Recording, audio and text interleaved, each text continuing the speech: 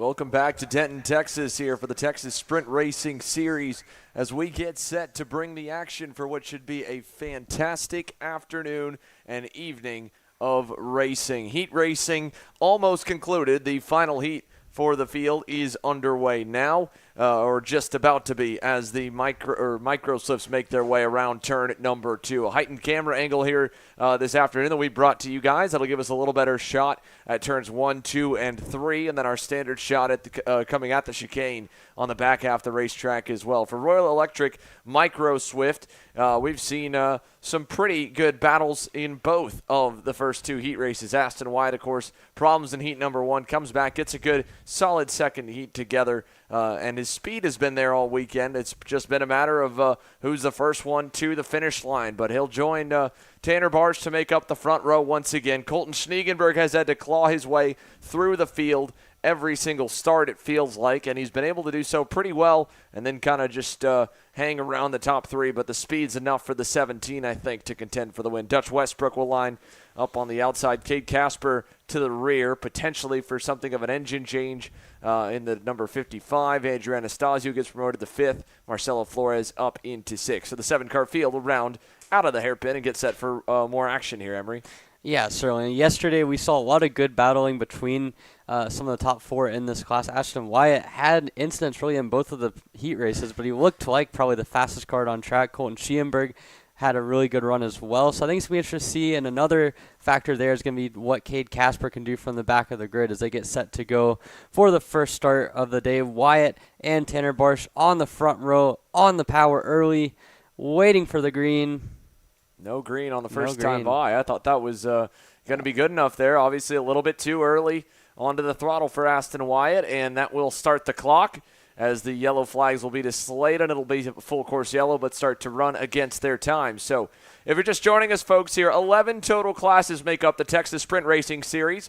We appreciate all of you tuning in. You're watching the free coverage portion of the weekend. For the main events that'll be following up this final round of heat races, you need to be a KC Premium member. That's going to youtube.com/kartchaser/join. Or if you're watching the broadcast right now, hit that join button on YouTube, and you'll be able to watch all the main events at $9.99 a month for this one, along with nearly every weekend this summer, it feels like we'll be broadcasting a go-kart race around North America. We've got this week here to kick things off for the Texas Sprint Racing Series, an 8-week run with a gap in the middle, and then capping off at the SCUSA Summer Nationals in Newcastle, and going as well to another Texas Sprint Racing Series event, I believe, in August. So I've got a busy calendar coming up. Next week, we head up to Newcastle Motorsports Park for the Stars Championship Series.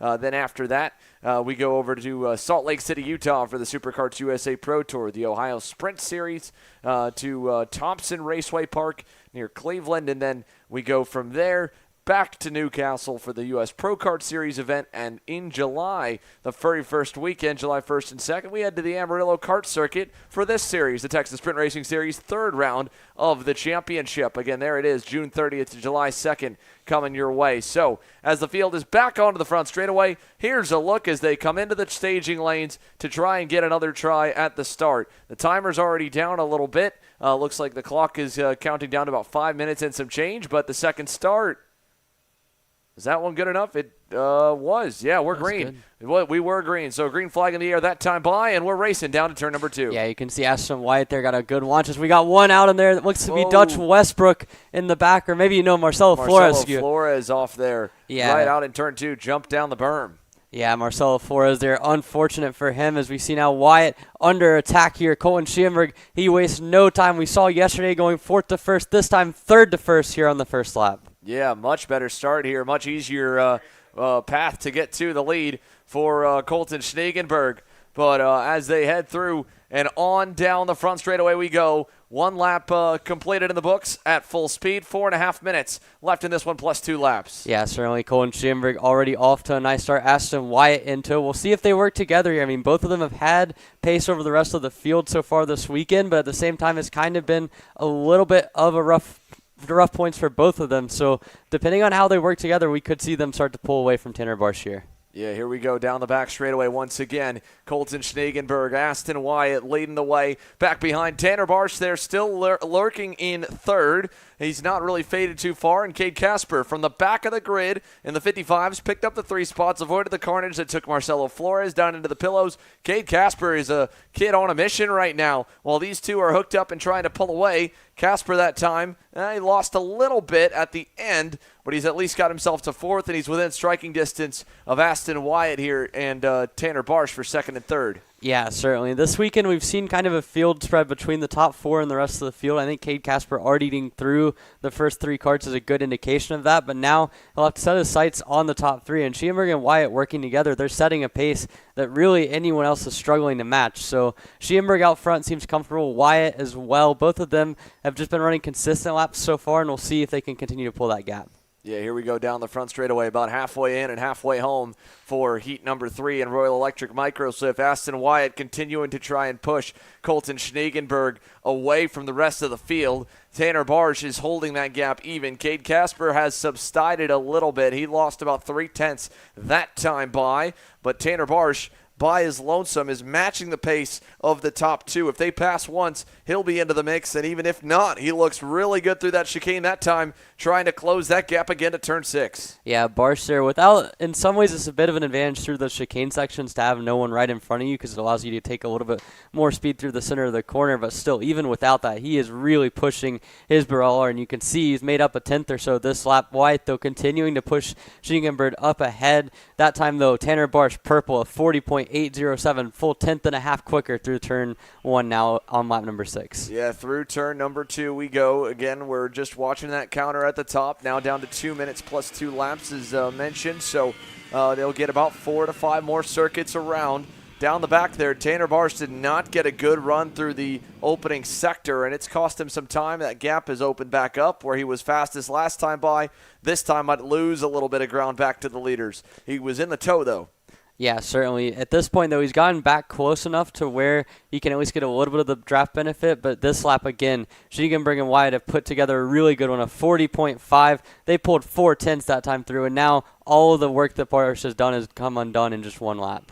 Yeah, all that gain on him. Again, 4/10. That's a big, big swing. We got 1.5 minutes plus 2 laps to go now as we get closer and closer to the finish. Colton Schnegenberg down the backstretch, looks back. Aston Wyatt does as well. Wyatt probably happy that it's finally starting to pay off as that one mistake lap from Tanner Barsh allowed them to kind of break back out of his clutches again, and they're on the verge of doing some more damage to it. Let's see the gap this time. Yeah, Schnegenberg made a little mistake out of the chicane there. Will not have cost him too much time, though. 40.6 is that time through. Barsh improves his time, but he's still losing a 10th a lap to these two.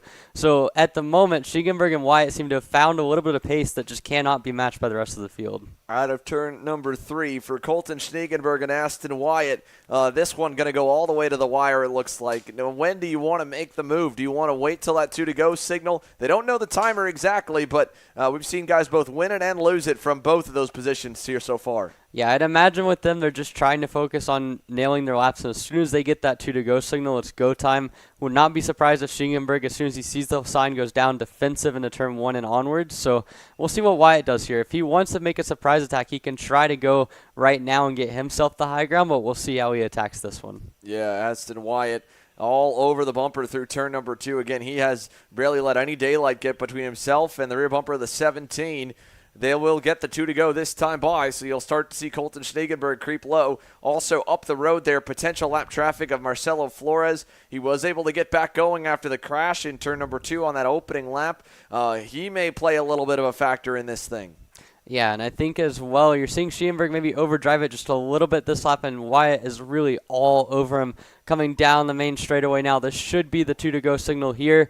As you can see, Schnegenberg takes a look back. Wyatt, though, going to beat him to the spot. He'll take the lead coming into turn number 1. Nice pass from Aston Wyatt. Caught Colton Schnegenberg off guard a little bit. You saw his hands get busy. Had to correct. Had to counter steer a little bit. He also checked back into turn 2 to see where Tanner Barsh was, how far back the 51 machine was.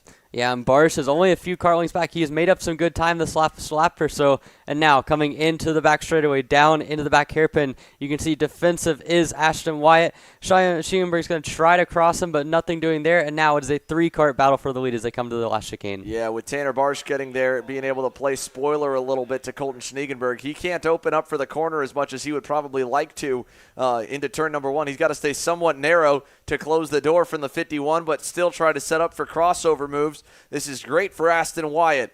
Through turn 2, over to 3. Yeah, in these situations, you really don't want to be the card in the middle because you can't go fully defensive. You also can't really open up like Tanner Barsh can. As they come through this final chicane, you can see now Ashton Wyatt looks over. He's not going to go defensive enough, though, and Schienberg's going to get down the inside. Colton Schnieger back to the lead, coming through the back hairpin. We'll see what Wyatt can do on the outside. Tanner Barsh with a crossover on them both. Here comes Ashton Wyatt. 3 wide to the inside. He'll run them both wide. Barsh is going to run the high side. He'll get a big run. He might even be able to get up alongside Ashton Wyatt. He does at the line. Tanner Barsh. What a way to win. Heat number 3. A phenomenal run in the final 2 turns to really take advantage of a 3-wide crazy scenario, and that could have gone a whole lot worse, Emery. Yeah, Tanner Barsh there really stayed patient, kept digging, and at some point he was able to find that pace to get back up to the front 2 and then picked his spots perfectly. He comes away with the Heat 3 win and puts a cap on some impressive heat races for him. Ashton Wyatt, Colin Schingenberg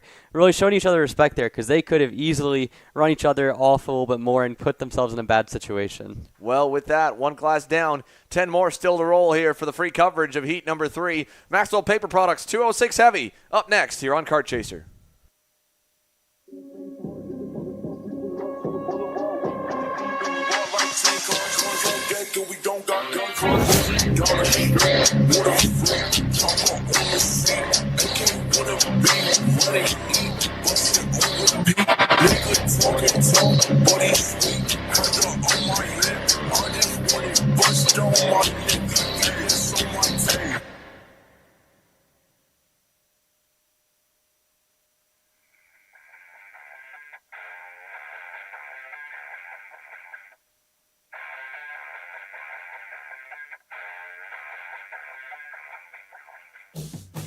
Welcome to Rimrock Raceway, the premier karting facility and motorsport-themed venue in West Texas. While you're at the track, be sure to stop in to Victory Lane and enjoy our full-service bar and event center. We have live music and entertainment weekly, along with Texas's fastest go-karts available to the public. Located on West Highway 80 in Odessa, get your adrenaline pumping at Rimrock Raceway and live life full throttle.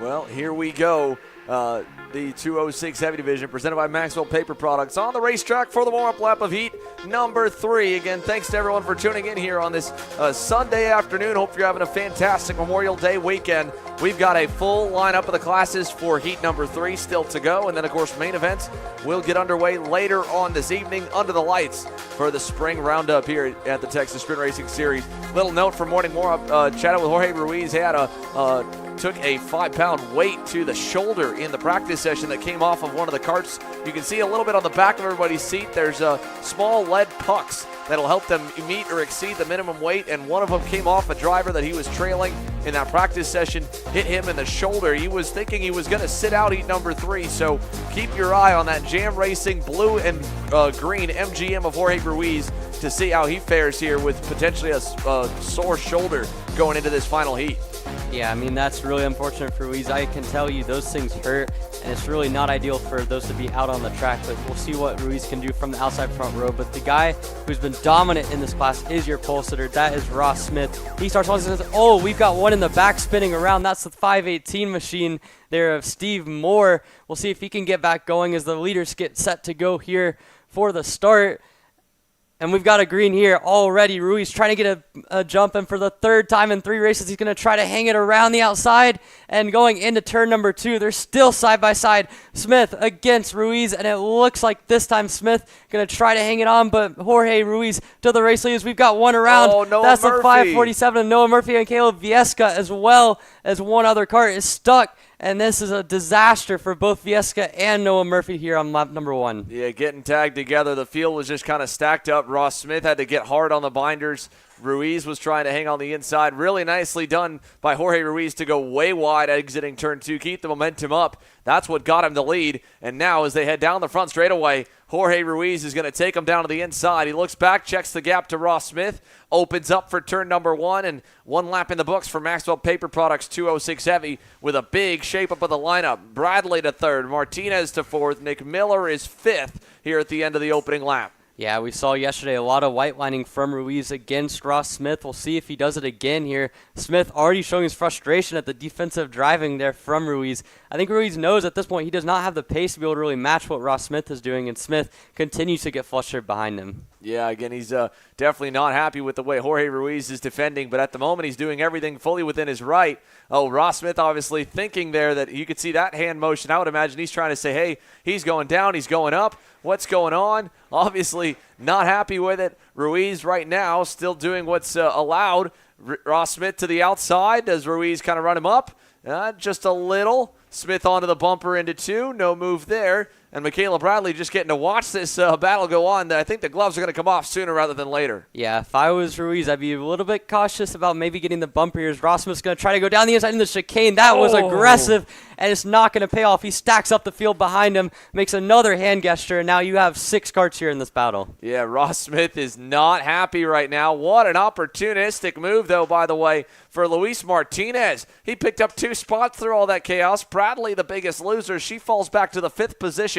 And it's keeping the pack stacked up as Jorge Ruiz takes him down to the inside. This is good news for the likes of Caleb Viesca and Noah Murphy. They're way back. The more that they back them up, the better shot they have of getting to the leaders. As what a crossover that time. Ross Smith able to do a nice work. Gives a little wiggle there going into the corner to Ruiz. Say, hey, I didn't really like that. Ruiz going to dive it back in, and he gets back around him in turn 3, and here comes Martinez as well, or Nick Miller, sorry. Miller threw in the blue suit on that Ricardo kart chassis, or the comp kart on the outside of the back straightaway. Yeah, this is some generational defensive driving here from Jorge Ruiz. Absolutely just parking the bus in front of this entire pack here. You can see Smith trying to go around the outside just about everywhere, crossing him over.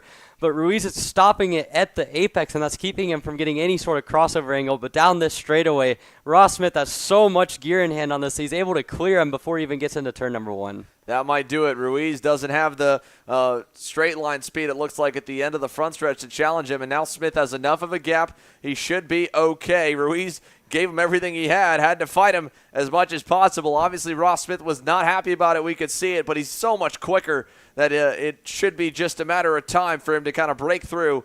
Ruiz now, I think he's trying to let Nick Miller go, or maybe not. I saw a little hand gesture from Ruiz. I don't know what he was trying to gesture at to Nick Miller, but continuing to defend just a little bit here in the final couple turns. Again, we mentioned that weight at his shoulder. I don't know if that's kind of part of the reason why he's not feeling as good, but down the front stretch, there you can see him reaching down, hand on the knee. So he might be just, again, a little bit kind of weakened behind the wheel. Yeah, you can see there seems to be struggling with his right side. You can see an opportunistic move. Trying to go to third is Richie Yoyston. He gets the job done on Nick Miller. That was a nice move into turn number 2. And there is, again, Ruiz. He's not having to go defensive this lap. We'll see if maybe that helps him a little bit with his shoulder, but certainly something seems to be ailing him just a bit. Yeah, so good work by Richie Austin. Nick Miller had been up 5 positions from his starting spot on the grid already. Now he's only up 4, but still a big gain. Behind him, that 3-car battle is looking like it's starting to heat up a good bit as well. Luis Martinez, Michaela Bradley, Junaid Din on that KRS Tony Kart. This right here, again, 6th, 7th, and 8th down the front stretch. Here comes Junaid looking to the inside for 7th. Gonna get clear and through, so he'll pick up a spot and for 6th, and get by Luis Martinez. Yeah, good move there by one of Dean there to go into 6th position ahead of Martinez. And you can see, I mean, the field starting to get spread out a little bit. You're seeing more of the pace gaps going on here as they come down the back straightaway. Again, there's Nick Miller trying to push Richie Austin back up to Jorge Ruiz. Ruiz still struggling a bit for pace. I don't know if he's fully there physically. And also, yesterday he also seemed to struggle a bit in the last heat too in terms of pace. So it might just be a continuation of that as well. Down the front stretch, Ruiz headed again, gives kind of his arm a bit of a rest into turn number 1. Richie Austin closes up, big run, looks low, turn 2 for 2nd. Ruiz trying to send it on the outside. Austin runs him wide, and Ruiz spins off and into the grass. Jorge Ruiz was staying side by side there with Richie Austin through turn number 2 and ends up over by the tire wall and gets an early exit to heat number 3. Unfortunate there for the MGM driver. So now our updated top 3, Ross Smith, Richie Austin, Nick Miller, with Miller going by Austin through that exchange. So Miller into 2nd, Austin into 3rd. Yeah, this is by far the best run of the weekend from Nick Miller, and we'll see if he can hang on to that track position now. There comes Michaela Bradley down the main straight, going for 3rd on Austin. She'll get the job done, move her up another place. She's been in the top 5 consistently all weekend long, and now we can see her highest place so far in this heat. 50 seconds plus 2 laps to go. That means we're going to get back to the line, and it'll be basically 3 laps remaining. There's a head tap there for Michaela Bradley saying to go forward. Well, everyone's trying to go forward to catch this guy. Ross Smith has been unstoppable, and while we can see that he's definitely been frustrated on the early parts of this race by how he was getting driven, a little bit of that's to be expected. When you are that much faster than everybody else, they're going to start to get more desperate as the weekend gets on to try and throw you backwards. Yeah, and I think what Ruiz was doing was completely fair. It was trying right on the edge, just being defensive, and it's up to Ross Smith to find a way by. If he has to use the bumper, and if he's willing to do that, then that's one thing, but I certainly think if he's going to be in that situation in the final with that kind of pace advantage, he's got to expect the same thing to happen. Through turn 3, we watch this battle now starting to kind of come together. Nick Miller has Michaela Bradley closing back on in. Bradley, again, we saw her go pretty far back early on. Now she gets a big run forward to the inside. Turn 6 and clear. Michaela Bradley gets up to 2nd. Miller's going to try and fight back over into turn 7 and 8, but to no avail. Maybe a crossover on the front stretch. We're coming to 2 to go. This is a great fight here for 2nd, 3rd, and 4th, and Junaid Din kind of closed it in there in 5th. He's had a nice drive forward as well into turn number 1. Yeah, Junaid Din there sets his fastest lap of the race of 43.7. He's catching this group by a few tenths per lap. Don't know if it's going to be enough there, as Michaela Bradley's gone to the front and looks like she has the pace to kind of pull away a little bit from both the Austin and the Miller. So as they exit turn number 3, Michaela Bradley jumps the curbing here, opens up the gap just a little bit to Miller. Miller will close that back up on the straightaway in the toe. He's not going to dive her into the hairpin, though. Stays in line. This time by the white flag will wave. It'll be one lap to go, I believe, at the stripe. Whoa, Miller spins it. Half spin coming into the final chicane, and that will ruin what was a really good race from the 5:13. Oh, man. Wow. Talk about unpredictable. This race has seen a number of contenders drop like flies. Viesca, obviously, and as well, we saw him get collected with the start a couple others. Noah Murphy, they both are now to 6th and 7th. So a recovery drive for Caleb Viesca and Noah Murphy thanks to all the attrition. And the one guy that's been able to survive it all is that man, Ross Smith. no idea of the rest of the chaos that's gone on behind him. He survived his own battle and will come across the line to complete the weekend sweep. 3 heat races, 3 heat race wins for the 575 Maxwell Paper Products Tony Kart of Ross Smith in 206 Heavy. Yeah, Ross Smith with a huge pace advantage all weekend long, and it continues here in heat number 3. Michaela Bradley comes away with a second. Richie Austin to third. Juan Dean into fourth. Luis Martinez fifth. And Noah Murphy and Caleb Vieska up to 6th and 7th after going all the way to the rear on lap number 1. Nick Miller will slowly cross the line there in 8th on that blue suit. Then you've got Steve Moore, then Christopher Ramke, 9th and 10th. A lot of DNFs, a lot of attrition, and a lot of chaos in the 206 Heavy's final heat race. Not surprising, this is desperation hour for everybody to try and get a better starting spot for the main events tonight under the lights. If you're coming into this one behind in the points based on how your Saturday went, you're going to go a little bit more, give a little bit less, and take a little bit more space in heat number 3. So heat 3 now is next up for the Honda Kid Karts. Another kid looking for a complete sweep of the heat so far is Brennan Barsh. He'll lead them out onto the grid here momentarily when we come back.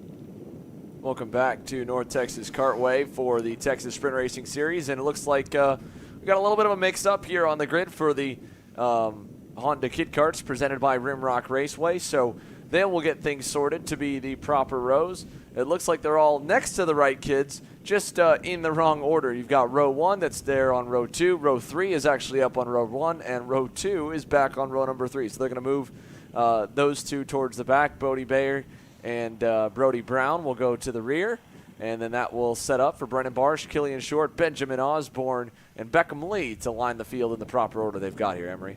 Yeah, certainly. And again, these things can happen here. We'll see how the start goes. Brennan Barsh has had some struggle getting the kart going at the start of these races. We'll see what happens here, but now it looks like they've got everyone in the right order, and we'll get set to go. Yeah, here we go. Looks like, same thing here as what we saw in the other couple of heat races. Couple kids just having struggle idling, trying to get them all to fire away. Looks like this time a little bit better. And so they'll bring them onto the front straightaway for Rimrock Raceway, Honda Kit Kart. They will round the final turn, come down the start-finish line stretch, all nice and gridded, and look for a good, easy-going start. As again, the race director is just kind of briefing them for a moment. That seems to work out pretty well because they look good to me here from up in the booth. They'll hit the start box. Looks good enough. We go down to our head flagman for the green flag, and we'll get it. Green flag in the air, and they're racing down to turn number 1. Yeah, Brennan Barsh already got a good start. He'll slot in ahead of Killian Short, who's now in second, and then you got Benjamin Osborne and Beckham Lee in third and fourth. As well as going back through the rest of the field, you can see Bodie Bayer with a nice run through the second corner. He'll look to improve on his efforts from last night, but you can see the front two already getting a gap back to third and fourth. Here we go down the backstretch once again, this time for the first time at full speed compared to the warm-up lap, and they've all survived even through this point. Everybody through the chicane. The timer continues to tick on down, and again, Rimrock Raceway Honda Kit Kart. We've seen little Benjamin Osborne and Beckham Lee make some moves forward towards Killian Short, but all the drivers trying to catch up to Brennan Barsh in the number 82. He's had them covered, and he's already starting to build that gap as we put a lap in the books here down the front straightaway. Yeah, and you can see Brody Brown was initially able to get by Bodie Bayer in the back of there. No such luck recently, and now as they complete lap number 1, you can see Killian Short right ahead of Benjamin Osborne, and they'll look to try to see if they can keep up there with Brennan Barsh, but more importantly, trying to battle between the two of them as they go down into turn number 3. So it looks like Barsh is slowing down.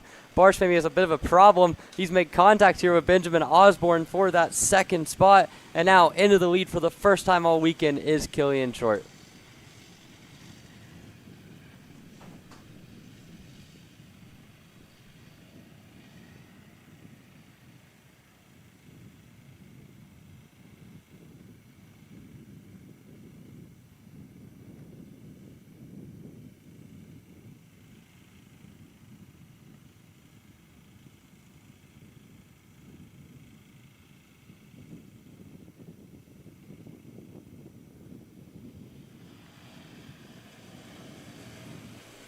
Now looking back for the race lead, Brennan Barsh had a lot of pace. He goes a little bit wide out of turn number 1, though. You can see just the amount of power that number 82 machine has had all weekend long. He's been able to close right back up to Killian Short, and you have to wonder, this is a different sort of situation for the young driver of the number 82. He's had so much pace this weekend, but now he's got to find a way by the 21 machine as they come down the back straightaway. Short continuing to lead ahead of Barsh. They've got a good gap back to Benjamin Osborne in that third position.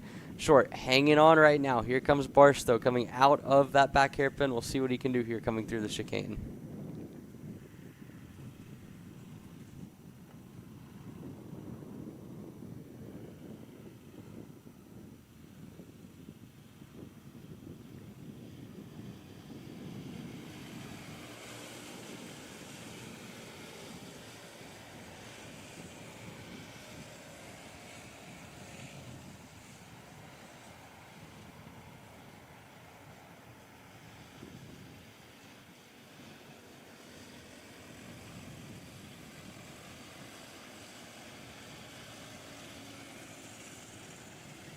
So here, look at the move down to the inside. Here comes Brennan Barsh back on Killian Short. He's going for the lead. He decides to pull back to the inside, and he'll stay in second. So Short, a nice job defending there.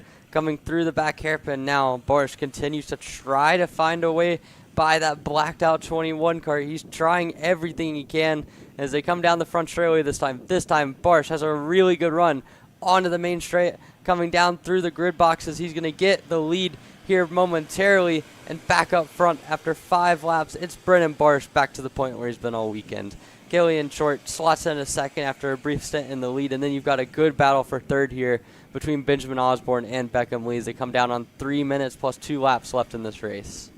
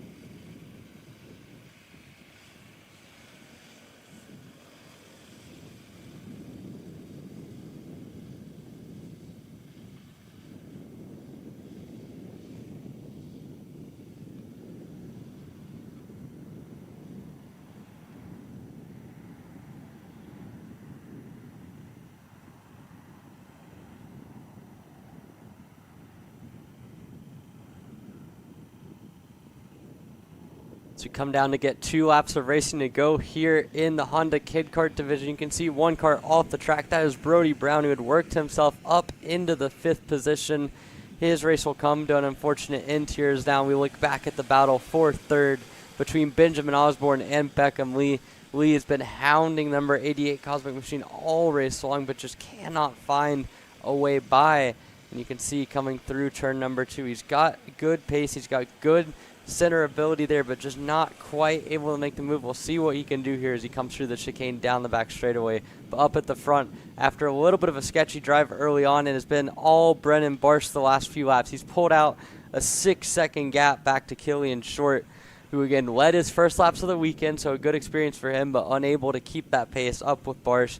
As Barsh is going to look, you can see the battle between second, third, and fourth here coming through the last chicane. And there is your race leader, Brendan Barsh, coming to the white flag here. He's got lap traffic in the form of Bodie Bayer here. Down the inside goes Barsh. Shouldn't be an issue. He clears him into turn number 1. and the race leader sets off on his final time. But in the background, we have a 3-wide battle for second. How about Beckham Lee? He was in the fourth 1 lap ago. Now he's got himself up to second on the run down the front straightaway. Now he's got to hang on against Killian Short and Benjamin Osborne for 1 more lap. He comes through turn number 3. Nice and smooth exit. Short unable to get anything going there. Let's try coming into the chicane. A really good run for the 21. Gets a good exit now down the back straightaway. Here comes Killian Short trying to find a way by. You can see he's going to look a little bit to the inside of Beckham Lee. Nothing doing there. And it looks like Lee is going to be able to hang on aboard the Margay. He's going to be able to get himself into that second spot. But up at the front, how about Brennan Barsh? Going to go 3 for 3 in the heat races. He'll win heat number 3 here in Honda Kit Kart with an outstanding celebration to cap it all off.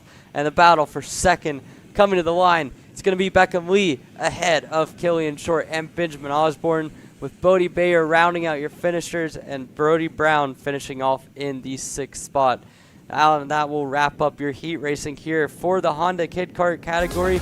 Coming up next, we've got Mini Swift.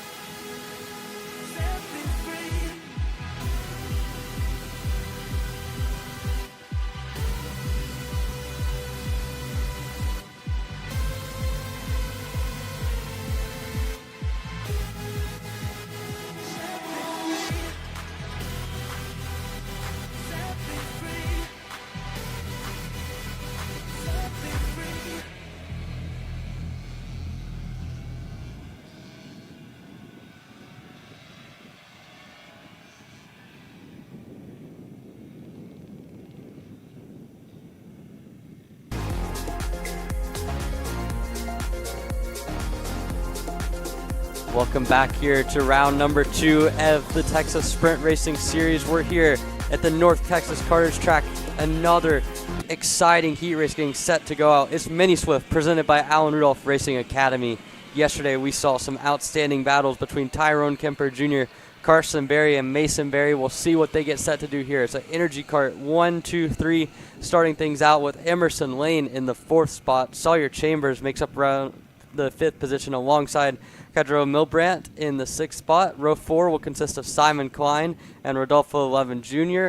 Row 5, Sofia Sadegova and Nathan Hughes. And Gouge Maxwell rounds out your field here in Mini Swift, Taylor. And if it's anything like last night, we should be in for some exciting battling. We really are going to be seeing some exciting battling here in heat race number 3 for your Mini Swifts presented by the AR Racing Academy as the field works our way over towards the chicane. A lot of things coming into play today for, of course, the forecast of rain coming in. So right now, as it looks with these guys looking at the forecast, we could possibly see some rain coming in when they're in their finals. So it could be a big issue for how the strategy plays could come out. Yeah, certainly. I mean, the rain around this track could end up with some treacherous conditions. Certainly a couple big chicanes that will play into things, and it'll be exciting to see if it does happen. But in the meantime, it's all about the dry right now, and it's all about these Mini Swift drives trying to figure out how to best maximize their starting position. We've seen Tyrone Kemper has driven very maturely over the course of the 2 heat races, but he hasn't come out on top. As we've seen Carson Berry have a little bit more ultimate pace, and Mason Berry, with a mistake in the second heat, put him way back there, but he's had a lot of pace as well. So it should be an exciting battle between those 3. And also Emerson Lane in that second heat was able to find quite a bit of pace to keep up with the top 2. Emerson definitely is one to watch here for heat race number 3. They worked a little bit on the kart probably after that heat race from last night, try to see if they can tune it up a little bit to get ready to have a shot, maybe try to see if they can steal one away from the 2 energy karts that have been so dominant all weekend. Yeah, certainly. And Tyrone Kemper Jr., we saw him on pole in qualifying. He's been just so in control of this category, consistent lap times that no one else has really been able to be that consistent as they go ultra slow through this back chicane. They are crawling up towards the final couple of corners. It really bears in mind just how well Kemper, as well as the 2 other energy karts and the Berry brothers, have worked together in these heat races.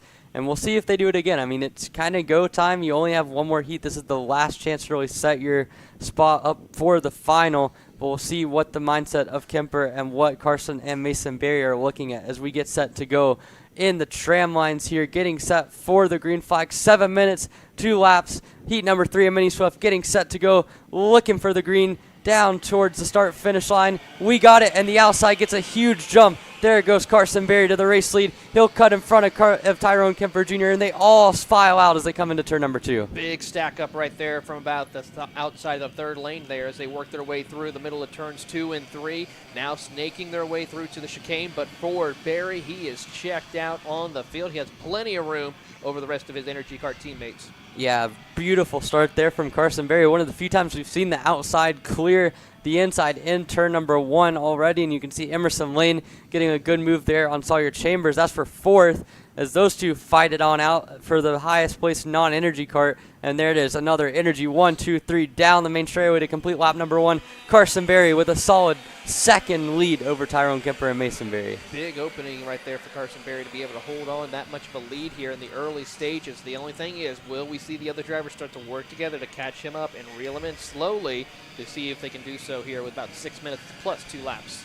Yeah, it's a decently long heat race. You'll have time to settle in again.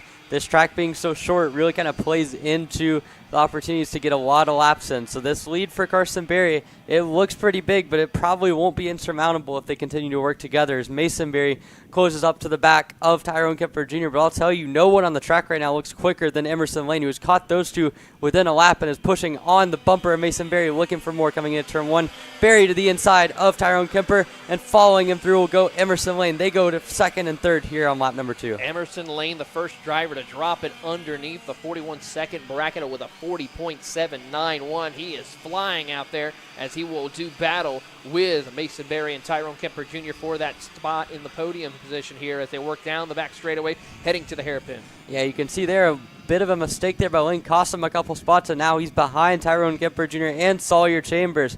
So Chambers holding on to this battle here for the 2nd spot, but Mason Berry has about 2-3 kart lengths clear of what Kemper is able to do, and that's going to give him some much-needed breathing room. Now down the main straightaway, here comes Sawyer Chambers to the rear bumper of the 141 machine of your Pulsar. Tyrone Kemper Jr. does nothing with it. He's gone off. He has gone off the track, stays on. What a save there from the Nitro Kart driver. That is usually a death sentence going all the way off the track in turn 1, but he saves it, but he does lose quite a bit of time to his 3rd and 4th battle. That's going to be detrimental for him with his run. He's still within the top 5, but has quite a bit of work to go hunt down your 3rd and 4th drivers here as they work their way down to the hairpin. But for Tyrone Kemper Jr., he's going to have to try to hold on a little bit. Here we see Sawyer Chambers. Nope, a little bit of contact right there between him and Emerson Lane.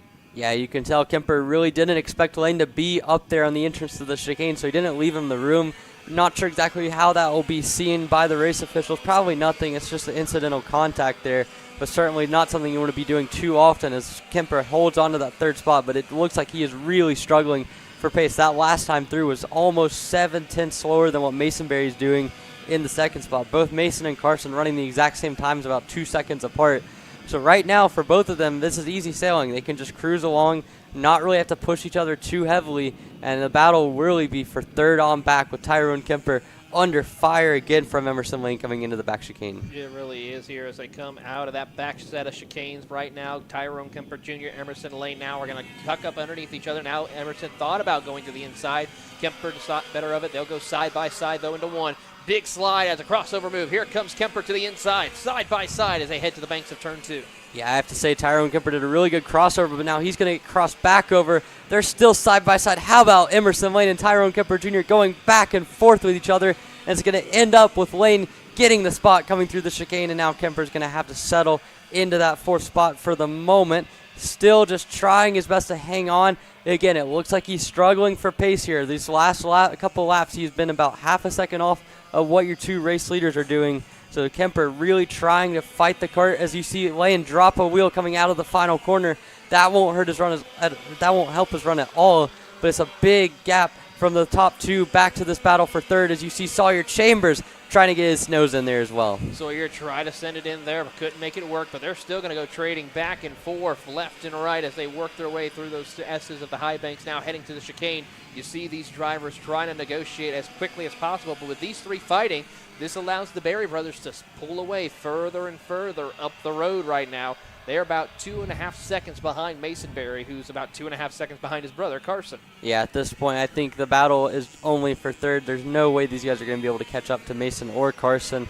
So at this point, it's all gloves off. It's trying to find the best possible situation to be in heading into the last couple of laps. And you can see Emerson Lane really putting a good amount of distance between himself and Tyrone Kemper, at least enough to keep him from having to run defensive down that main straightaway, which is not going to protect him forever, but it does keep him from having to run that defensive line and risk any more contact over the course of the next couple laps. Yeah, it certainly is all about now just trying to set yourself up a little bit, try to see anything you can learn from other competitors here to take notes to get ready for the finals for them later this evening as they work out of the hairpin heading to the chicanes for the final couple of corners here. 1.5 minutes plus 2 laps. Yeah, already, I mean, this race has kind of flown by. We've seen Carson and Mason Berry, probably the most uneventful heat race so far in Mini Swift, as now, like I mentioned, Lane that time did not get a good run. He forced him to go defensive, and now the king of the switchbacks in turn one is Tyrone Kemper Jr. getting himself back up into third with a patented move into that turn number 2 complex. He'll go clear, and Sawyer Chambers follows him through into fourth. Into the 4th position. Now we're going to see what Emerson Lane can do as he's now going to be in the catbird seat. He watches on. There goes Sawyer Chambers to the inside of Tyrone Kemper Jr. Move him back up to P3 now as we see Kemper try to cross him back over almost 3 wide as they headed into the final couple of corners. Yeah, that time Kemper tried to set up a crossover, and I don't think he had the clearance to do that, and it allows Lane to get back in front. You can see Chambers goes defensive, not defensive enough though, and back into third, Emerson Lane. Are we going to see another crossover between these two? Yes, we are. Sawyer Chambers back to third. Now Lane going to set him back up for turn 3. He goes to the outside, and that's going to allow Tyrone Kemper Jr. to get back into fourth. So all of these guys trying to set up crossovers, and the guy that's in fourth keeps on losing out. It certainly is. You don't want to be in that 4th position at all during this time of the race. As they work down to the hairpin, Tyrone thought about taking it, look to the inside, didn't do it just yet. Going to be a little bit patient here as they come to the line. 13 seconds plus 2 laps left to go, so next time by should be the 2 lap to go signal. Yeah, Carson Berry just crossed that start-finish line. It's going to leave him with 3 laps to go, so this battle will rage on even more, and you can see Tyrone Kemper Jr. trying to push Sawyer Chambers away from Emerson Lane. Not sure if he's going to be able to do that, as Chambers has probably been the slowest of those 3 all weekend, but right now that 145 Nitro machine is coming into fruition for him. You can see continuing to just get a good run out of that chicane. Kemper closes up. There goes Emerson Lane as well, and now Kemper's going to get half spun by Emerson Lane. They make contact through the back hairpin, side by side coming into the chicane, and Kemper is going to hold on to the spot, but with that, it's probably completely wrecked their chances of getting into third here. It really has here as they get 2 laps to go. Side-by-side battle for the 4th spot. Kemper Jr., Emerson Lane. Here comes Lane to the inside. He will complete the pass. Here comes Kemper. Going to try to cross him up. Thinks better of it. Goes around the outside. Can't make it work just yet now as they have to sidewind their way through. But back to the inside. Kemper gives a little bit of a nudge right there. Gets the spot back. Yeah, at this point, these two have battled each other all race long. They have a lot of experience battling each other, and you can see Kemper has found a way to cross him over so many different times. Now, though, locking up the brakes into that back hairpin, you can see the smoke. He looks like he ran it a bit wide, as you can see your leader coming down to get the white flag. That was Carson Berry, but in the background, a fierce battle going on for fourth. This is all happening 10 seconds back behind the race lead, but it is absolutely heating up here. Tyrone Kemper Jr. onto the last lap, stays in fourth. Emerson Lane looking for a crossover into turn number 2. Emerson Lane does what he needs to try and do to get that spot back. He now looks back to the inside. Kemper goes defensive, though. He'll have the inside advantage into turn number 3. Can't quite make it work for him as they'll go back single file through the chicanes. Yeah, Kemper just trying to hang on for one more half lap here. You see running really defensive into the back hairpin. Looks like maybe Lane's going to try to set up the crossover. Kemper parks it on the apex nicely. They're still side-by-side into that back chicane.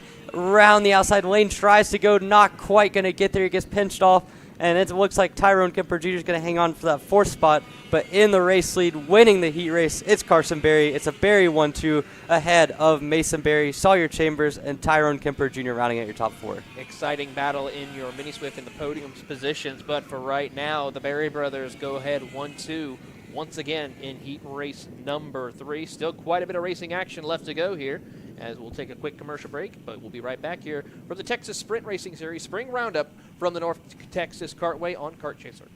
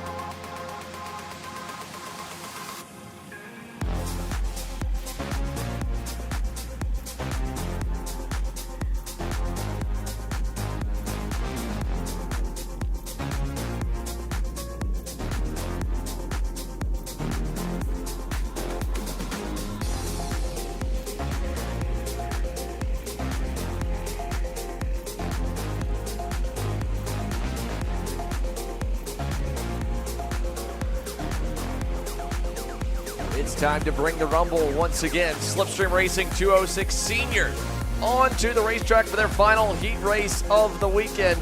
It has been nothing but chaos here. It seems like in heats 1 and 2. In fact, they got a bit of a stern talking to after that second heat race late last night of getting a little bit too antsy and a little bit out of sorts.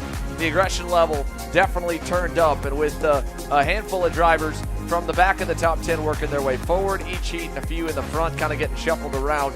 It's provided some great racing and a lot of entertainment on our end, but a little bit rough to end off Saturday night. Hopefully today the act ends up a little bit cleaner as the field makes its way around. There you can see at the back there was Aiden Smith in that 644 Maxwell Paper Products Tony Kart. Remember, he had a mechanical failure in qualifying, didn't get a single lap to roll tail end Charlie. But up front, there is Trey Arnzen, the Idahoan, from on the pole on the Bureau Art. To his outside, of course, Landon Melson. Both of them kind of have been sent backwards at the start of the first and second heat. The same for Alfred Alvarez del Castillo, who starts in third. Kelvin Ching's been phenomenal on the point in terms of getting through the grid and surviving the start from fourth. He has to do it one more time as we go to the start box and we get under power, and it's a big jump for the outside. Landon Melson's going to get fully cleared at turn number 1. Arnzen hangs on to second. Ching's on the outside for third. Del Castillo wants it, and Arnzen's going to get his arms up as well to go back to the lead. There is chaos, and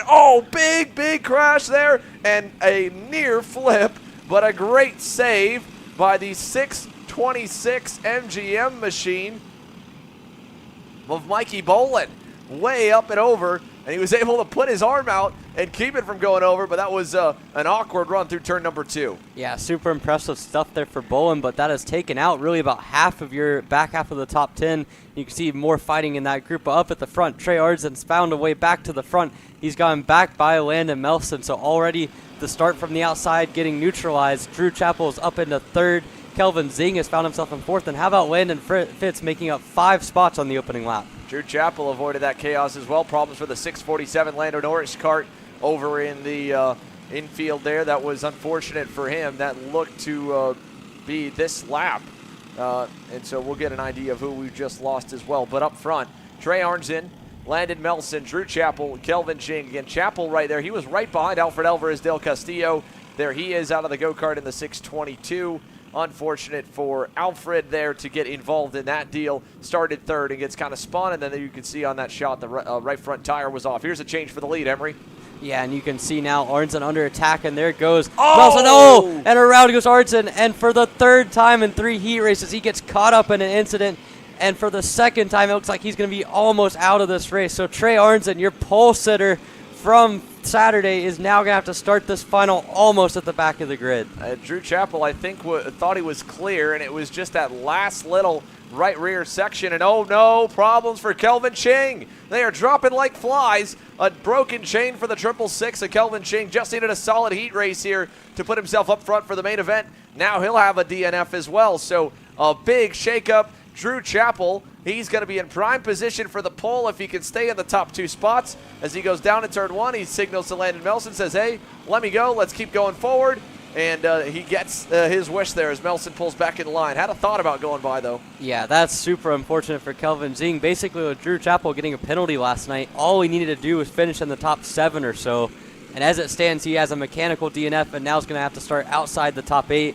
You can see these top 2 working well together, though. Chappell has to know he's in really good place at this point, just trying to do all he can up at the front. And Landon Melson, he's had a little bit of a rough go through the first 2 heats, but this is nice, just solid, consistent laps. We'll see how well he works with Chappell. Down the front stretch we go. Drew Chappell, Landon Melson. At the end there, Landon Fitz, as you mentioned, Emery, he was up 5. He's now up 7 spots from his starting position in 10th on the outside lane. So very impressive run from Landon Fitz.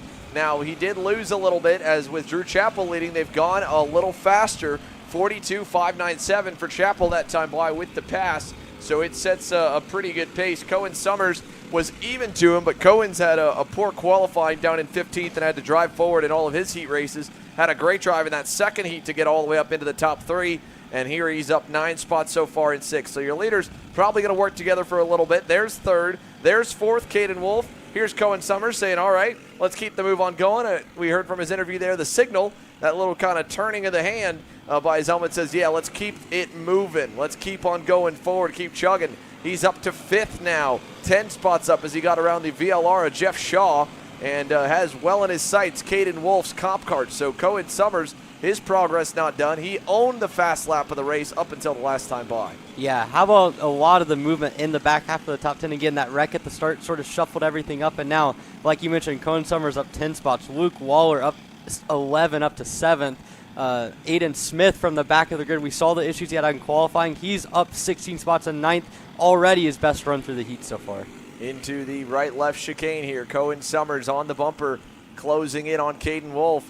He is really getting that red speed going right now, dialed up, and a car length back already by turn 1. That'll be a good lap for him, 42.423. Slower than the top 2, but faster than everybody else. And that'll be fast enough to take over 4th. He gets by in turn 2. Wolf going to try the crossover. That'll make him vulnerable to Jeff Shaw. Shaw tries to pull alongside. I don't think he'll have the momentum, so he tucks back in to get single file before that chicane. Yeah, it's interesting to see that Caden Wolf's kind of struggling here.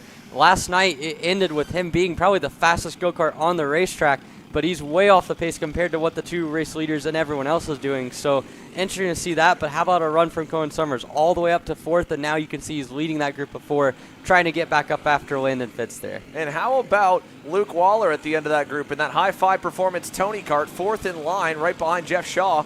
He's also up 11 spots from 18th on the grid. Great drive for Luke Waller forward here as they rocket through turn number 2 in the banking. A little bit further back, there's still some other movers. Adi Bambrew, Austin Higginbottom had a bad start. He's trying to come back from the incident there. Bryce Frank is up 11 spots. Here's a look at that group. That's Higginbottom, Bryce Frank, and Hunter Stein. Hunter Stein's also up 9 positions. So everyone that started kind of in the mid to early 20s, they've been able to avoid all the chaos if they're still running and pick up quite a bit of points. So it's going to shake everything up when we tally the totals for that grid later this afternoon. Yeah, at least half of the top 10 at this point have had some massive mechanical issues or crashes. So it's going to be really interesting to see how the grid shapes up. But in the meantime, back up at the front of the field, you can see Chappell and Melson continuing to work well together. There's the battle further back inside the top 10 there, and you're just continuing to see that battle from 9th on back right on the screen there. You can see Bryce Frank, Hunter Stone trying to catch back up a little bit to Austin Higginbottom, who's had probably the most pace of the 3 all weekend, but that group is trying their best to just continue to keep good spots here. Again, this is all down, just trying to maximize your spot in the final. really, with all the chaos going on, you just need a few solid results, and you'll be up to start in the top 5 or 6 in the final. Yeah, at this point, and a 7th or 6th place average could be a top row starting spot. So through turn number 1, here's a look at Cohen Summers' group. Again, this is 4th, 5th, and 6th. They are faster a little bit than Landon Fitz in the 3rd spot, but they've still got 2 seconds to make up.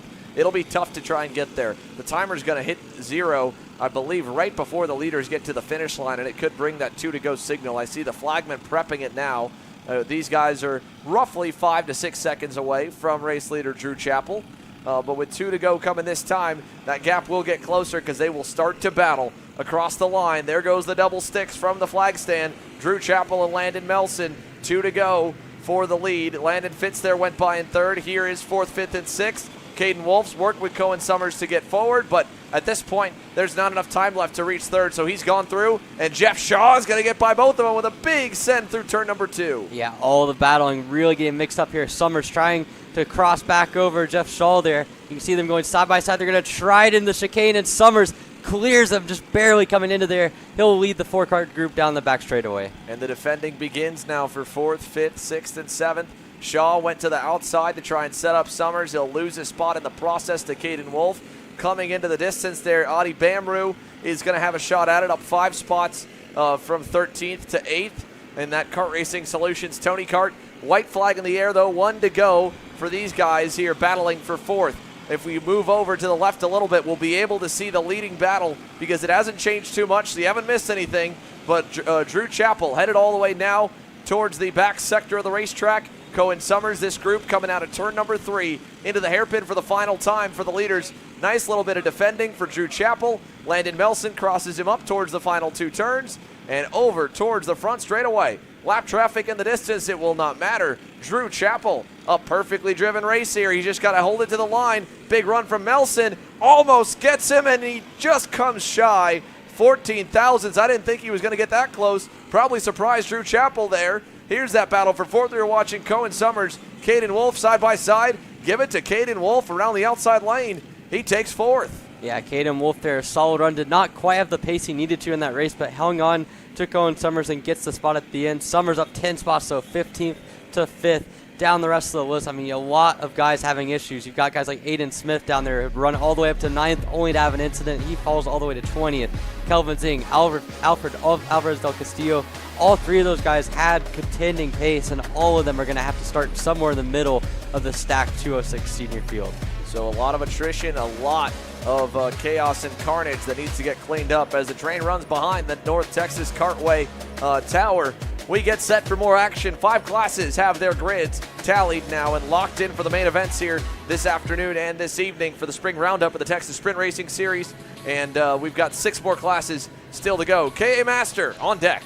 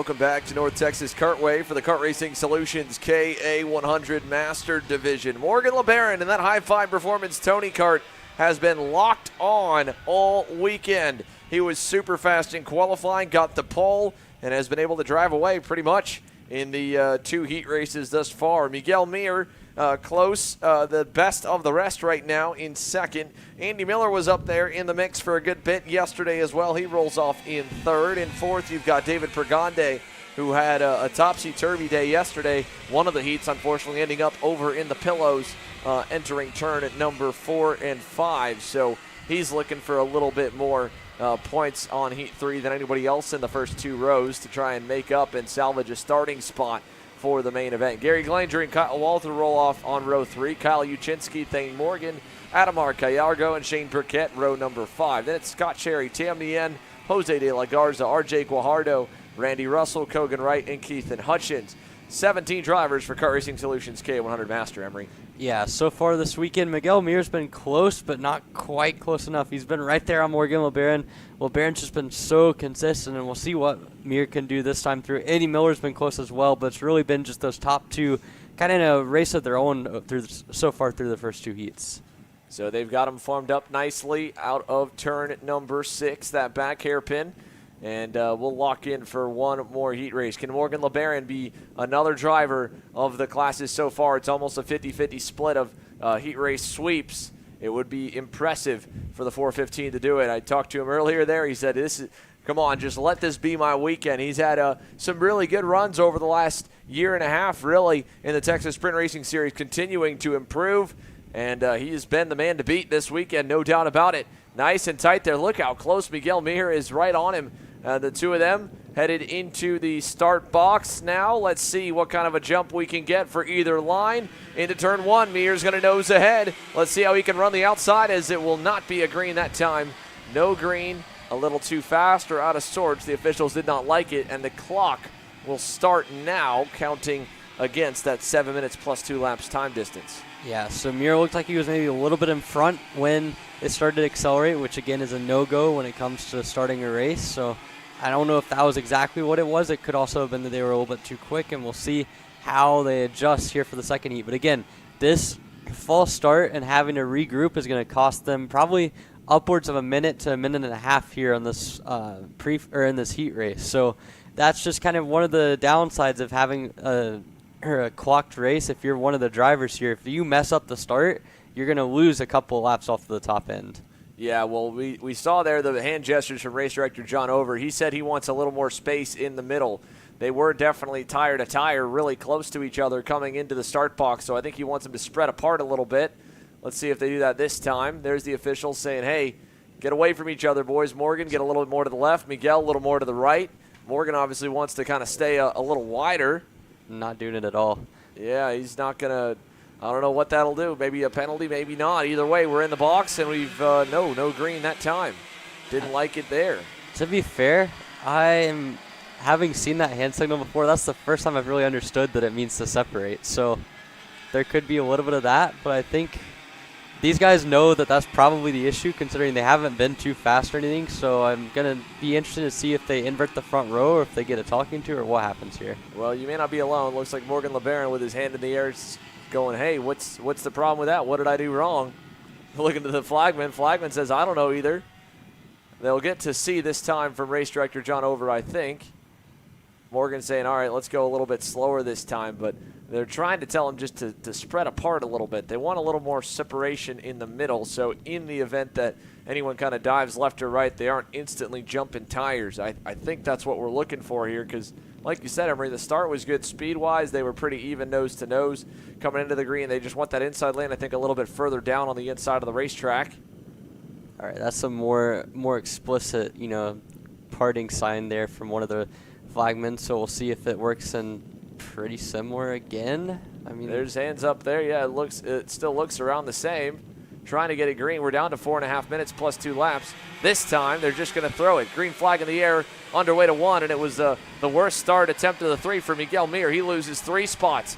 Drops back into 4th under pressure for 5th even. as Morgan LeBaron gets into the lead. Andy Miller to second. Pergande was able to get down, I believe, and get into third. So great start for David Pergande on that AR Academy Tony Kart. Morgan LeBaron, though, a 3-car length gap into the hairpin. Yeah, now already going to have to see what Miguel Mir can do to get back into the top 3 here. You can see Pergande's up in the 3rd spot, so he was able to react quickly and get down before turn number 1, which got him an extra spot over Mir. We'll see how long he can hang on to that spot as they come down the front straightaway. Here comes Miguel Mir trying to get 3rd back into turn number 1. Down the inside, runs him a little wide to prevent the crossover, and he gets clear. Miguel Mir up to 3rd. Here battling for 4th, side by side. That's the 418 of Gary Glanger. He muscles his way through as well on Pergande, who falls now down to 5th. He's got Kyle Uchinsky looking on there in the 408.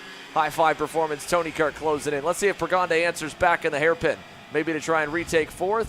Not going to do it this time. And up front, Andy Miller has reeled in our race leader. So while Miguel Mir and the rest of the pack try to hunt him down, the question becomes, does Andy Miller stay locked in behind Morgan LeBaron, or does he try to go by? He lost a little bit in that last sector, the last 2 turns.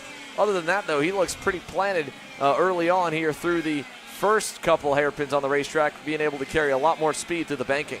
Yeah, we can see, LeBaron's so confident through those 2 chicanes and so consistent doing it that you can really tell that is where he feels the strongest there.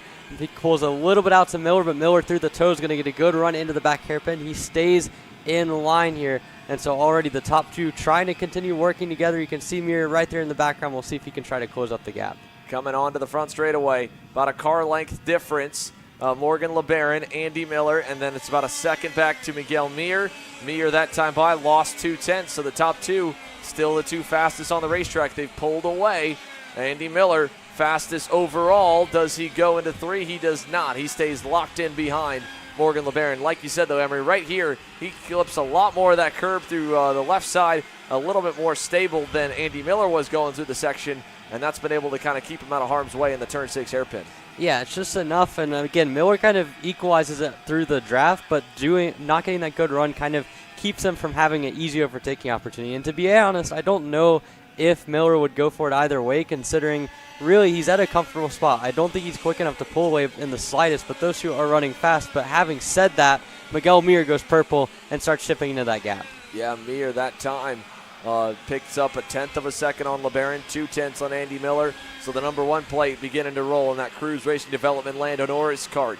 Further back, Gary Glanger also even out pace-wise to the leaders. The top 4 all pretty evenly matched. They're just spread apart about a second back from Andy Miller to Miguel Mir, and then only 2/10 between himself, of course, and Morgan LeBaron. It's about a half second from Mir back to Glanger. He's getting a little toe off him. If Mir could get into the toe, it might be able to work. A minute plus 2 laps to go in this very short heat. Again, these guys were set up probably pressure-wise to run a handful more laps here, Emery, but by those 2 aborted starts, they lost a lot of time in the race. Yeah, and that will have some adverse effects, obviously. I mean, at this point, you're still going to get 11 laps or so into this race, which is enough time to have a representative idea of what your kart's going to do, but certainly going to keep it a little bit more abbreviated than I think these guys would have expected. But still, you're seeing representative stuff here from the top 2. That last top 3, LeBaron and Miller, able to pull another couple 10ths back from Miguel Mir. Mir under a little bit of fire here from Gary Glanger's been able to keep a consistent pace that we really haven't seen from him all weekend so far.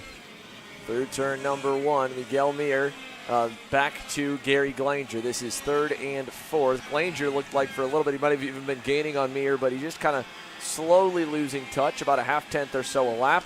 Timer's going to hit 0, I believe, before they get back to the line. So this will be the 2 to go signal for the race leaders and for this fight for 3rd. Further back, Pergande still holds the 5th spot over Kyle Walther and Kyle Uchinsky.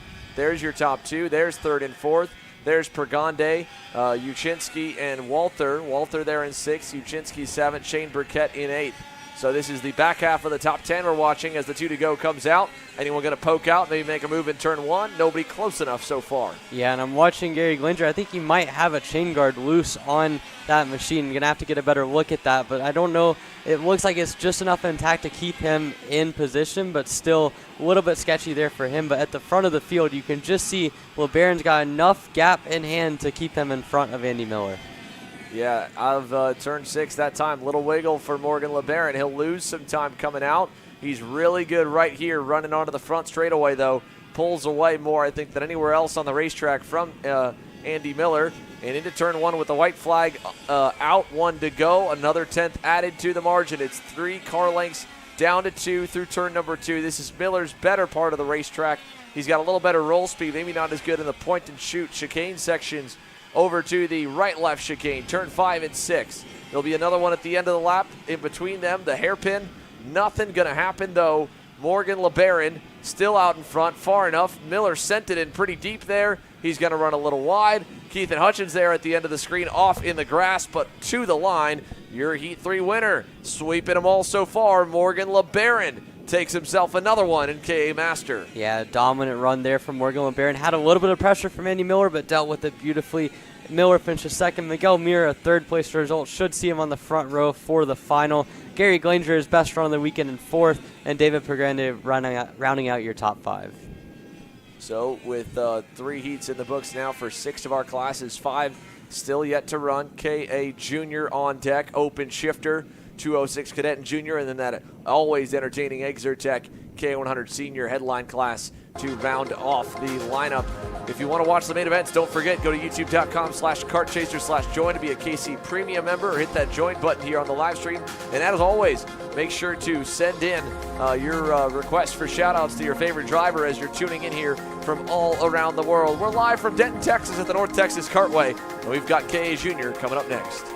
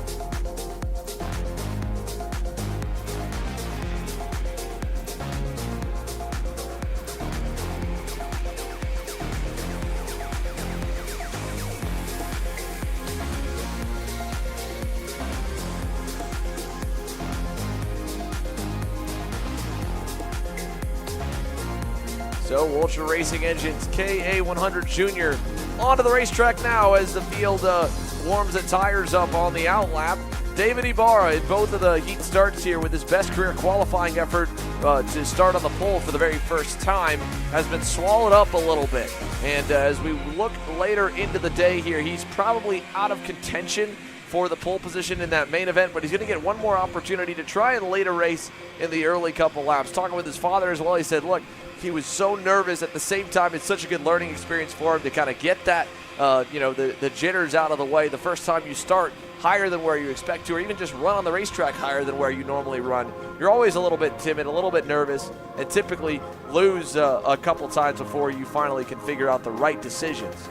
Yeah, well, it's like you get your first national or regional pole, and you look back and suddenly you're like, wow, like everyone's coming after me. And it can be an adjustment for sure. And you've already, in credit to him, he's fallen back really quickly the first 2 heats, and then he's kind of stabilized and maybe moved himself back up a little bit. So I think he's learning on the fly. I think we're going to see maybe a better effort from him in heat number 3. But really, again, this is all to set up for the final, and as long as he can get the confidence back for then, with the longer race, he should be in good shape. Down the front straightaway we get set here. Alongside him, Justin Music's had a pretty consistent run so far this weekend. The 852 Arcane Motorsports Tony Kart completes the front row. Landon Welker and Landon Skinner on row number 2. Graham Tremmel and Santiago Duran, row 3. Tyler Roberts, Preston Pico, Matthew Duquette, and Diego Guillot, your top 10. We're green down to turn number 1. A good start that time for the front row. Music will fight side by side with Welker there. Into turn number 3, turn 2 and 3 there, single file, double file, nearly 3 wide further back, and out of 3. Good blocking there from David Ibarra. He holds the lead and rockets away with a 2-car length gap. Yeah, both Ibarra and Landon Welker with some nice starts there. That's the best start for both of them all weekend long. Down the back straightaway, further back, you can see Landon Skinner blocking from Graham Tremmel. That's for 4th. A little bit of chaos going on behind them. There's Tyler Roberts battling out inside the top 10. And you can see all the way through the rest of your field. But at the front, for the first time all weekend, David Ibarra is going to come through and lead lap number 1 here in KA Junior. Look at this, down to turn 1. Justin Music, Landon Skinner. They've worked together nicely all weekend. They're going to freight train by Landon Welker. They'll bring GT, Graham Tremmel, on that Arcane Tony Kart as well. Moves himself into 4th, so nicely done. Tyler Roberts had a big sun there at the end of that lap in the back hairpin. It's been good for him because he's been able to put a good couple corners together and latch on to this leading pack of 5 and make it 6. Into the hairpin, no passing that time. Tremmel, a little bit of defending from Landon Welker, and David Ibarra will come across the line this time to lead another one. 3 laps at full speed completed. Ibarra aboard that Allen Rudolph Racing Academy OTK leads as we got problems further back. That looked like Beckett Friesen dropped a tire off the side of the road, and the Arcane CRG will lose 2 or 3 positions by the end of turn 1. Yeah, certainly not ideal for him. And up at the front, again, Justin Music and Landon Skinner have worked so well together through the first two heats, and now they're going to have to work together to catch up to David Ibarra. That last time through, not quite as quick as them, but you can see visually that they have made up time here on this lap. The sun still poking its way out here as we work towards the evening, about almost 5 p.m. local time, 6 p.m. Eastern here from North Texas. And onto the front stretch, Justin Music is making headway, but it's not major. David Ibarra is doing a fine job firing off pretty nicely here in heat number 3. That time gives up a couple tenths, but part of it, of course, Landon Skinner has to get some credit for because he has been shoving Justin Music forward. Yeah, I mean, Skinner has been really good, and it's allowed Music to close in, and with that, it's bringing the whole top 5, maybe even 6 back to Tyler Roberts into the fray. So David Ibarra is going to have a lot of company here coming down the back straightaway. Into turn number 6, Ibarra heard Music coming and quickly moved left to cover the inside. Nicely timed defensive driving from David Ibarra to fend off the first attempt at his lead. Down the front stretch, though, this will be another shot. Music is there. Skinner is pushing. Turn 1. Ibarra looks low, covers low into turn number 1, but he runs a little wide, and that'll make him vulnerable for turn 2. Music is there again. Doesn't go that time. All stacked up the top 5 into 3. This time inside.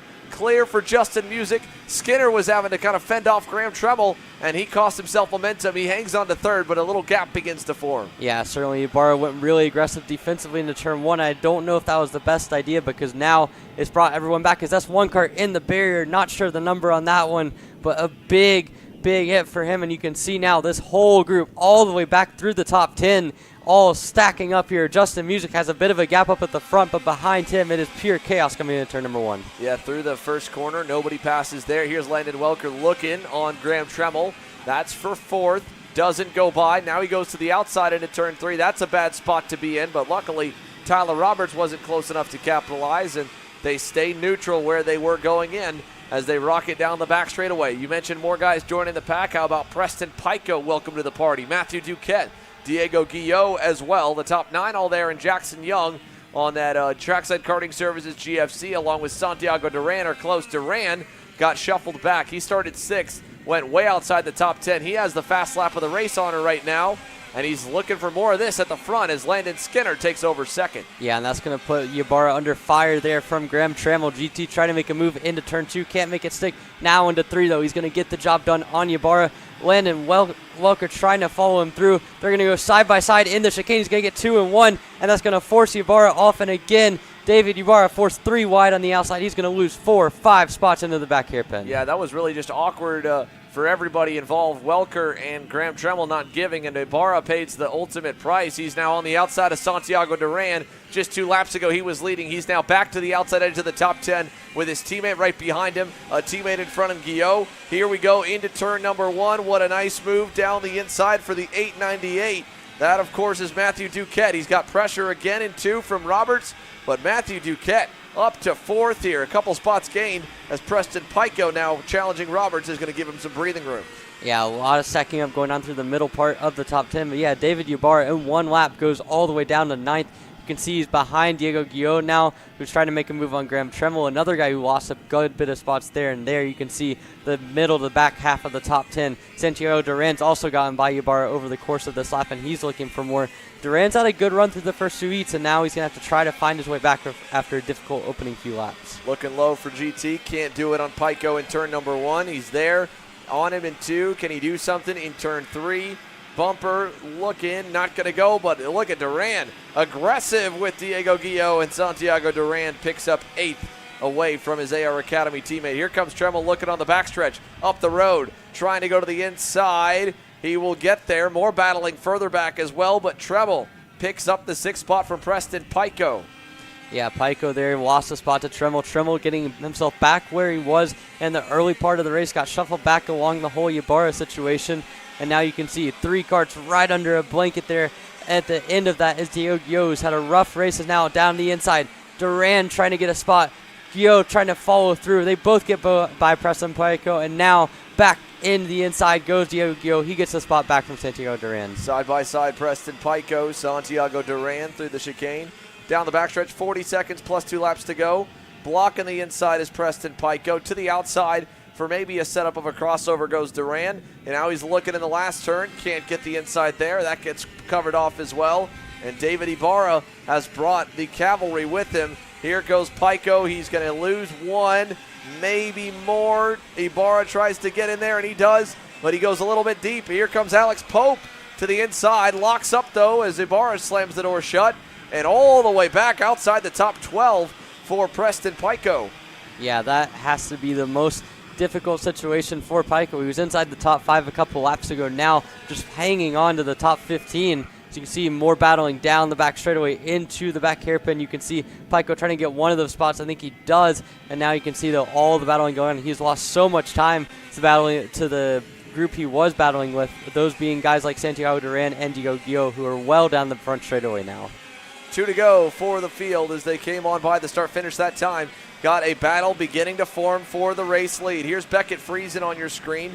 Right now running in that 10th spot, up 2 positions, but towards the front, Landon Skinner has been chopping some wood and closing that gap to Justin Music. He got down to 2.5 tenths away last time. They've got lap traffic looming. That could be a factor on the final lap here as we come to the white flag. It'll help Music for now down the front straightaway with a little bit of a tow, and he opens the gap up to 2 car lengths. Yeah, Music just barely able to hang on there, but he's got enough in hand over Landon Skinner. These 2 guys have been the dominant force all weekend long. Going to be starting on your front row. We'll see who comes out on top in this heat race, but either way, a good solid run for both of them here in this heat as Skinner makes his way by the lap traffic. Yeah, he took a lot of curb through that chicane to try and give himself a fighting chance. He's not close enough, really. Music just defends lightly into that back hairpin. Landon Skinner on the bumper to the final corner. Will not be close enough there. Maybe a crossover to the line. He's trying to give himself anything, but Justin Music for the 3rd heat is going to hang on and survive. He wins Heat 3 in KA Junior. Look at all the other battles across the line. Tyler Roberts fends off Landon Welker. What a run for Matthew Duquette, by the way, in the 898. 6 spots gained to finish 3rd. Graham Tremmel 6th. Guillot, Duran, Ibarra, Beckett, Friesen. Yeah, good run there for a lot of those guys. Ibarra, again, struggles in the middle part of the race. That will put him somewhere on the outer edge of the top 10 here for the final. So, again, a good effort from both Justin Music and Landon Skinner. They've been dominant in all 3 of the heat races, and they'll start on the front row for the final. So, with that, we know who we've got for KA Junior. That number of who will be at the front in the rest of the classes still yet to be fully decided. Open shifters on deck. 206 Cadet, 206 Junior, and Exeter Tech KA Senior. Still to come here for the 3rd and final round of heat races from North Texas Kartway.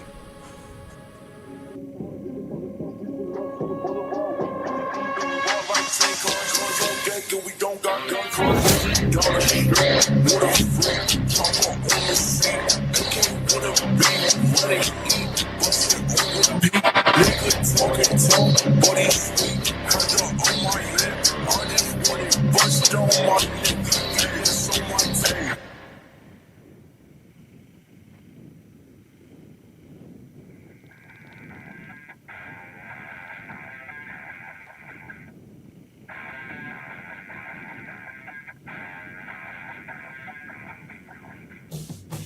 Welcome to Rimrock Raceway, the premier karting facility and motorsport-themed venue in West Texas.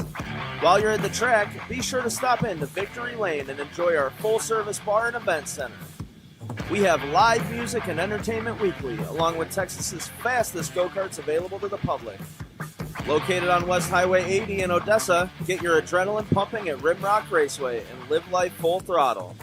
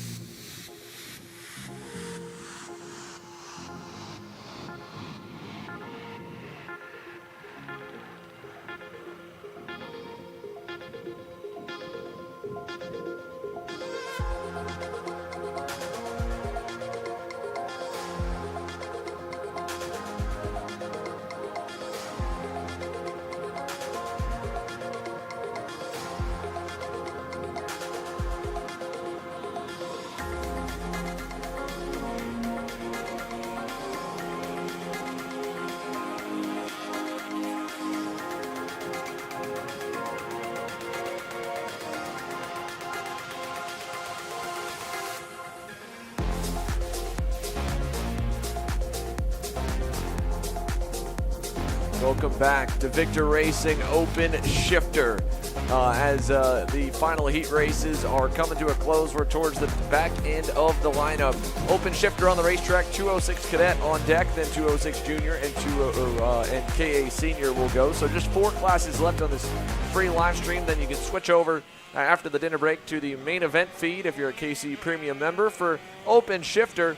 Chris Jennings, man, was he fast last night under the lights, Emery. Had to start from the rear for an engine change and was a rocket ship to the front. Yeah, he really came alive there at the end of the evening. I mean, finding some pace, he went all the way from the back to the front in less than 3 laps and continued to have that pace over Jordan Musser, who up until that point looks like he had the field on lock. So we'll see what Musser can do to respond this time. They're both going to be on the front row here as we get set to go here for heat number 3. Is Jennings just doing a practice start there? Yeah, he's all of them just doing one last start to kind of warm themselves up and be ready to drop the hammer off the line. We got a nice view here looking down the front straightaway to see the start. Jordan Musser, Chris Jennings, your front row. Landon Wilkins and Rod Clenard will be on row number 2. Noah Zarsk, Juan David Gomez, row 3, and A.J. Chapman completes the field. Full 7 drivers, all on the racetrack, all set to go. And there's the green, and a terrible start for Jennings, and he gets slammed by Rod Clenard, who had probably the best start out of everybody. You can see the bent rear bumper already for Jennings. Hopefully not too much damage, but that's just the nature of the beast with these standing starts for Shifter. They are so quick off the line if they get it right. If someone stalls in front of you, it's almost always catastrophe. Yeah, probably actually helped Jennings there to have Clenard shove him in the back there, because otherwise he's going to lose a spot or two to the inside line. And you can see now Jennings will see how that rear bumper responds. I mean, that looked like it was a pretty heavy hit there, and you can see it almost dragging the ground. Don't know if the bolt will have broken, but certainly not ideal for the start for Chris Jennings. Yeah, that's probably what's getting him sideways there when he goes into the corner, and there's all that load on the right side, and right there, big mistake, big off. Jennings, right, is almost on cue. Comes out with a dust cloud off the embankment from turn number 1, but got in, locked the rears up, and I don't know if the bumper caught and drug or if he still is just struggling for grip here early in this one, but it looks like it might even be on that right side, rubbing the tire a little bit. So hard to say, but not what Chris Jennings wanted to start this one. Jordan Musser gets a healthy lead over Rod Clenard now into second. Yeah, now at this point, Jennings just going to probably have to just pull in after a lap. I mean, no real point in risking any further damage, so I expect to see him come in. But Jordan Musser out front, running cool, calm, and collected. He pulled an extra 0.4 of a second that last lap through, and he just looks to be really in command of his Burrell Art chassis. You go back from Jordan Musser, the race leader. Of course, Rod Clenard into second. How about the start for Noah Zarsk on that Dallas Karting Complex Sodi kart into third? Haven't talked about him a ton this week, and we gave him a little bit of love at the end of that second heat race because he was closing the margin to the top guns and kind of latching onto the end of their big lead group in Heat 2. But here in Heat 3, Noah Zarsk has found even some more speed. He's outrun Landon Wilkins thus far, and he's kind of holding his own with Rod Clenard. He picked up a 1/10 of a second off of Clenard's time last time by. And we were talking mainly about the potential damage for Jennings at the rear bumper, but of course don't forget Rod Clenard's front bumper is the other half of that contact scenario. So I don't think that would have bent anything on the front end of the go-kart, maybe tweaked the chassis, but more than anything, it might have probably just knocked the front bumper in if he was running the pushback bumper system, which isn't in place for this series, and that could drag the ground and make it harder to rotate through the center of the corner. Yeah, it certainly would change a little bit of the dynamics on the rotation through the center. And I mean, it's not a massive change, but certainly would not be comfortable for Rod Clenard. But that lap through, Rod Clenard found a little bit more pace compared to what Noah Zark was able to do, an extra half a second there. You can see now Zark under fire from Landon Wilkins coming into turn 3. Looks like he's going to hang on to it for the moment, but Wilkins found a lot of pace. Actually went purple that last time through. Yeah, Landon Wilkins, really good run there through the chicane. Here he comes inside for third on Noah Zarsk. And Landon Wilkins gets himself back to his original starting spot. Next up on the road, fellow Magic Kart of Rod Clenard, about 1.5 to 2 seconds away. So Noah Zarsk got a good start, was looking good, starting to fade a little bit now as Landon Wilkins actually, he was the fastest driver on the racetrack last time by, 35.957. So he was 0.4 clear of Jordan Musser and about 2 to 3 clear of Rod Clenard. If that speed continues here with enough time and laps left, Landon Wilkins could at least get up to second, maybe even get all the way to Musser.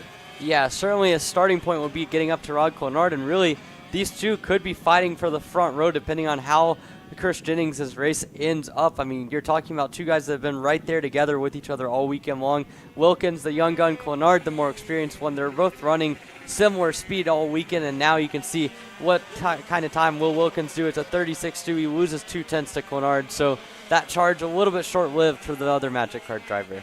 Yeah, just a bit short-lived for him, but he might be able to pull it back together. I mean, that lap was good. He's done it once. Can he do it again? It was only 0.3 off it, granted, so it wasn't like it was a big loss that lap. It just happened that Rod Clenard went a little bit quicker simultaneously as Wilkins went slower. What do the lap times look this time by? 2.5 minutes and 2 laps remaining. Clenard checks the gap back. Wilkins does the same onto the front straightaway. And it's about a 10th improvement for Landon Wilkins, so he closes it back up, but it's still at 2 full seconds. It would be a tall order for him to get all the way up to second place on the racetrack right now after that poor start, which that's kind of been his story this weekend, Emery. Landon just has not been able to get off the line like the master shifter drivers have been. Yeah, certainly, and you would expect maybe a little bit of inconsistency with the starts from a younger shifter driver, and we're certainly seeing that with Wilkins, but once he gets going, his pace has been good, and more than anything, it's been consistent. If you look back at the last 2 heats and into this one, he's been running consistent lap times, maybe not quite as fast on the high-end pace as what Musser and Chris Jennings were doing in the first 2 heats, but now really putting things together as evidenced by that purple lap time earlier. That time by, like you said, right on cue, consistent. Another lap within a 10th of the previous one, 36.3, evens out to Rod Clenard. Jordan Musser, on the other hand, he's slowing down quite a bit, and I'd have to imagine that it would probably just be for tire conservation. He gave up about half a second that time by. Unless a mistake was made, our race leader now is all of a sudden a lot closer back to second. And it looks like it might have even gone down again this lap, 36.77. So is Jordan Musser taking it easy? Maybe trying to at least just avoid the curbs in the chicane, while Rod Clenard, on the other hand, is digging through turn 2. Yeah, it could be tire conservation, could be body conservation, or he could have a legitimate issue. We don't really know the exact cause, but the reality is Jordan Musser is losing quite a bit of time here. Rod Clenard is arriving on the scene and doing it pretty quickly. He shaved off another 0.6 last lap. This looks to be at least half a second quicker here. So two guys with a lot of laps running around each other as they go onto the front stretch. Rod Clenard now is up about 3 car lengths back from Jordan Musser for the race lead and the potential heat race victory. And he is hungry. You could see how much it motivated him, seeing how close he got to Musser. He sets the fast time of the session, 35.881, 0.4 better than Musser's time last time by, but Jordan was a little better this time around through the opening couple hairpins, so kind of pulled that gap out with an extra car length or 2. Yeah, I can't help but think this might just be a good management situation for Jordan Musser. He's not really using the curves too heavily, isn't really pushing it at the center of the corner. You can see he's maybe leaving a little bit on the table, and as they come down the main straightaway, kept Clenard a little bit more in check on this lap. We'll see what the times are, 36.0 to 36.1. So yes, he pulled out another 10th here and kind of stabilized the gap. Yeah, stop the bleeding there. It's down to 0.6, was down to 0.5 with the timer hitting 0. He's just got to hang on for 2 more laps. I think Clenard's realized that as well and isn't pushing as hard, now seeing that Musser's pulling back away from him. So Jordan Musser, a couple slow laps there that were kind of out of the ordinary for the veteran and multi-time national champion. As he rounds the final turn, heads onto the front straightaway. Jordan Musser across the line. 2 laps to go for the Brio Art driver. Yeah, this time Jordan Musser really put one together. Not the best lap for Rob Clenard. He lost quite a bit of time, and you can see him compared to Landon Wilkins. Wilkins has fallen off as well, another 0.6 back to Clenard. So they're really kind of separating each other. But for Rod Clenard, what once was looking like he could challenge Jordan Musser, now it looks like it's going to be a hard task for him to be able to catch up in the last couple laps. It still is the best performance he's put together so far this weekend, though. He can tell himself, yeah, I can put the lap together to go and run with Jordan Musser. I still have the fast time of the session, so that's good confidence into the main event tonight. Yeah, certainly. And if nothing else, like you're looking at it, you know that Clenard has the possibility to run up there. You know Chris Jennings has had a lot of pace this weekend, so it's not going to be as easy as it might seem for Jordan Musser. He's looks really in control in this heat and throughout most of the weekend, but he's going to have to do some defending here as we get to the final. Yeah, up and over the curbs through the chicane, down the backstretch. For the final time, Jordan Musser is going to bring that number 216 to the line and collect another heat race victory here. With the problems for Chris Jennings that sidelined him, he went into the pit lane about a few laps ago. It gives the lead comfortably to Musser early on, and he hangs on to continue that lead into a heat race win. Rod Clenard second. There goes Landon Wilkins on by for third. Noah Zarsk will cross the line for fourth. AJ Chapman will end in fifth, and then it'll be Juan David Gomez there on that CRG to cap off the field. 3 more classes still coming your way before Heat 3 is all wrapped up. 206 Cadet coming your way next.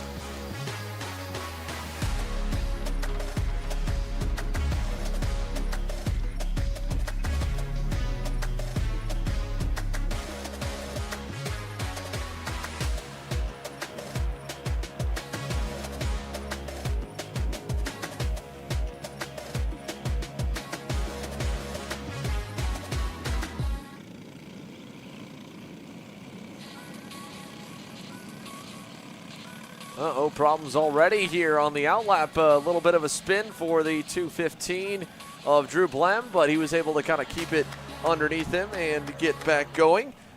As we begin to form up for 206 Cadet presented by Kent Clothing. Emmett Eddles pulled away to a near 2-second margin of victory yesterday, and a big confidence boost needed after what was not ideal for him in heat number 1. Dry tires still for everyone here. There is a chance of rain, the R word, coming later on tonight, but it's getting a little bit better. And so when you look to the way things have been in terms of dry racing so far, they need to find some speed to challenge the kid in the 216. A little bit sloppy of an opening lap kind of gave him a gap, allowed Emmett to break the draft, and then from there they couldn't catch him. So I don't know if he's got the speed to walk away on his own, because the draft is so important in the lower horsepower Briggs and Stratton 206 classes. But if they battle again, if he can get away on the start, we could see a repeat of that second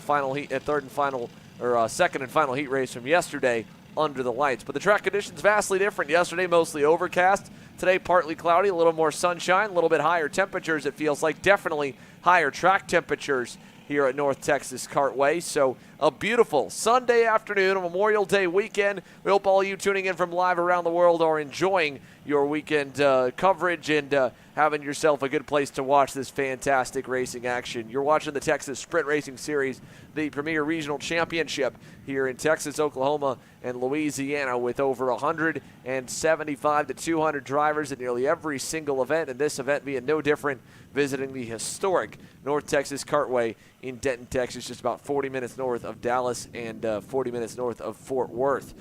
Heading out of the final turn, there's a look as a bunch of the other drivers in Mini and Micro waving to some of their friends coming into the hairpin, and more waves coming around. Lots to see. Good to see all the kids in good spirit here on Memorial Day weekend, having a good time, racing some go-karts, and hopefully putting on a good show for us, watching them as well. We've got a nice and slow grid with Emmett Eddles on the pole. Aston Wyatt on that AR Academy Beryl Art machine has been good this weekend. Tyrone Kemper Jr. as well lines up in that 4th spot right behind him.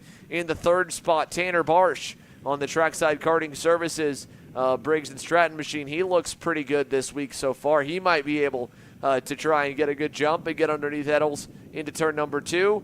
It's all about how they can shake out through the big bank turn number 1, and it's going to be really good for the inside guys and girls because they got a nice jump. If it would have gone green, though, it did not. We are under yellow, no green on the first attempt for Kent Clothing 206 Cadet. That's a little bit to be expected with how they've done the starts too early on the acceleration point for Emmett Eddles.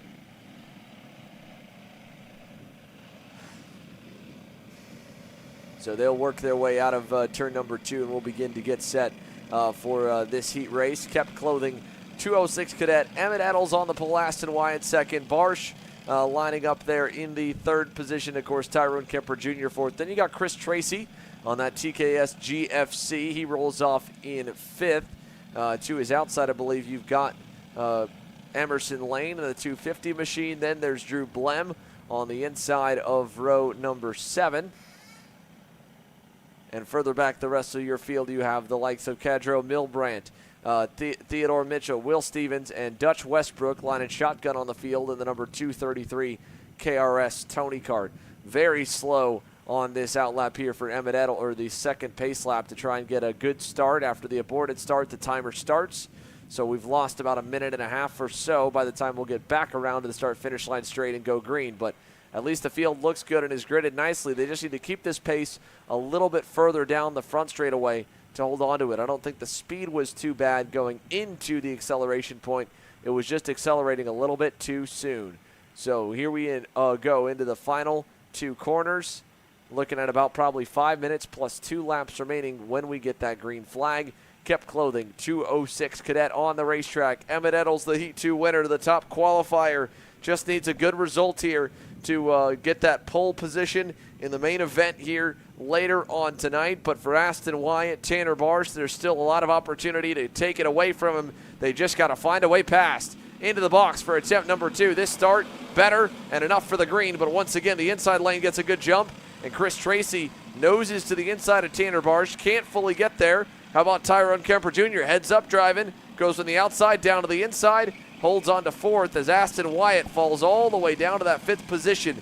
They'll hit the bumps through the chicane and rocket down the back straightaway for the very first time at full speed.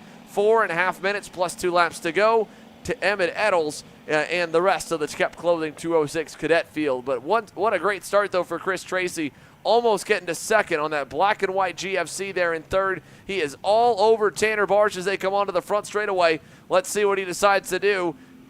Taps his helmet, wants a little bit of help from Tyrone Kemper Jr. Looks slow, not close enough into turn number 1. Oh, but a little bit of contact through the bowl. He's going to get to the inside, and Kemper Jr. is going to be able to follow suit. So is Aston Wyatt, but Barsh sends it back in on Wyatt and takes back that 4th position. Now they're side by side. Emerson Lane heads up driving. He'll pick up a spot, gets to 5th there as they go down the backstretch. And all the while, Emmett Eddles continues to build that margin up with the shuffling for 2nd and 3rd. Let's see if Chris Tracy and Tyrone Kemper Jr. can start to cut that gap back down again. It was up to about 4 car lengths midway through that last lap. You can see the signal there from Chris Tracy saying, all right, push me, let's go forward and run him down.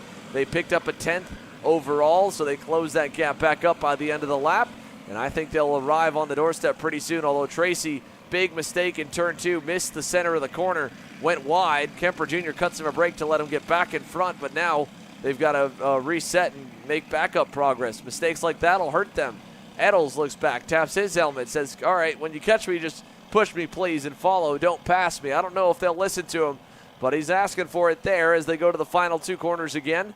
2 to 3 car lengths. Emmett Eddles back to Chris Tracy, Tyrone Kemper Jr. Then you've got Emerson Lane, who's now worked his way to Emerson Lane back to 6 behind Aston Wyatt. It's Tanner Barsh right there in the 4th position. At the line, he was a 10th slower than Emmett Eddles, so he lost a little to the lead. Tracy and Kemper Jr. faster, getting the toe off the back of the 216, pushing each other as well. They'll be within striking distance by the end of this lap, if not now. Tracy's definitely close enough here, actually. Here he comes inside for the lead. Chris Tracy down the inside on Emmett Eddles, and he tried to take Tyrone Kemper Jr. with him, could not complete it. Kemper Jr. will have to slap back into 3rd as Eddles splits the pair onto the front stretch. And this move right here, good stuff for the pack of 3 further on back. Chris Tracy, 2 car lengths up on Emmett Eddles at the end of the lap. 2 minutes plus 2 laps to go here in the 9th group on the run order. Tanner Barsh also that time lost the 4th position to Aston Wyatt, and the AR Academy Bureau Art takes over 4th and now starts to set sail on his own charge forward. He set the fast time of the session that time, a 41.735, so the 221 of Aston Wyatt definitely could be close enough to get to these guys in a lap or 2 if they keep this up. Another pass. Emmett Eddles back to the lead there as they go to the final 2 turns. Not going to be a runaway, it looks like this time. With a minute and a half plus 2 laps to go, you've got 3 cars lined up perfectly. And the next 5, going back to Drew Blem and Kedro Milbrand, all relatively close to the leaders. 4 seconds from 1st back to 8th. And the first couple just covered by a couple of tenths as we exit turn number 3. Eddles, Tracy, Kemper Jr. For Emmett Eddles, staying out front, that's going to be the safest place to be. Tyrone Kemper Jr. in 3rd. Has not really made too much noise since arriving. Let's see if he wants to try and get around Tracy and take over 2nd on that Bureau Art machine. Over to the final 2 corners again. We will cross the line. It'll be borderline if we get another lap before the 2 to go signal. By the way the timer looks, I think this is essentially 4 laps to go, as we'll get back before the timer hits 0 to get the 3 to go signal. Then the bonus 2 laps when 7 minutes have been elapsed. For Emmett Eddles, though, after taking the lead back, Chris Tracy has been a loyal pusher. He hasn't gone back around. That's helped their case a little bit. Aston Wyatt picked up 2 tenths, but he would have picked up a lot more if they were side by side. He's still moving forward. Tanner Barsh is on the way as well into that hairpin here. Single file for the entire top 5. They have dropped Emerson Lane by the looks of things. He's faded backwards to kind of no man's land in that 6th position, but the top 5 all tightening up right at the end of it all, and this will be 3 to go as the timer didn't fully get to 0 before they hit the finish line. So into turn number 2, Emmett Eddles, Chris Tracy, Tyrone Kemper Jr. Not racing too hard yet. They will be soon. But out of turn 3 we go over the chicane. Emmett Eddles jumps the curb there. Nicely done for Chris Tracy to stay on his bumper all the way through. Keeps him well in the range for a battle coming to the hairpin, but he doesn't pull the trigger there. They will go to the line this time to see, I believe, the double sticks. And out of turn 7 and 8 across the stripe, Emmett Eddles, Chris Tracy, little bobble from Tyrone Kemper Jr. That mistake cost him a lot of time. He's now maybe 6 or 7 tenths of a second away from the leading group. So as the timer has elapsed, I don't know if they got the 2 to go signal that time by from the flag stand, but we're past the marker. It should be at least 2 to go, if not the final lap coming to it. Chris Tracy, a little crossover coming out of 3, not close enough. Kemper Jr. fading back is now going to have pressure from Aston Wyatt. It's going to be a 3-car party for third. They are still just away from the top 2 where they can't really put any pressure on them. They're half a second back. Once they pass once or twice, though, it will get close. Coming to the line this time. Now we'll get that 2 to go signal. So double stick, so it's 2 to go this time around. It'll be a 13-lap heat race for 206 Cadet.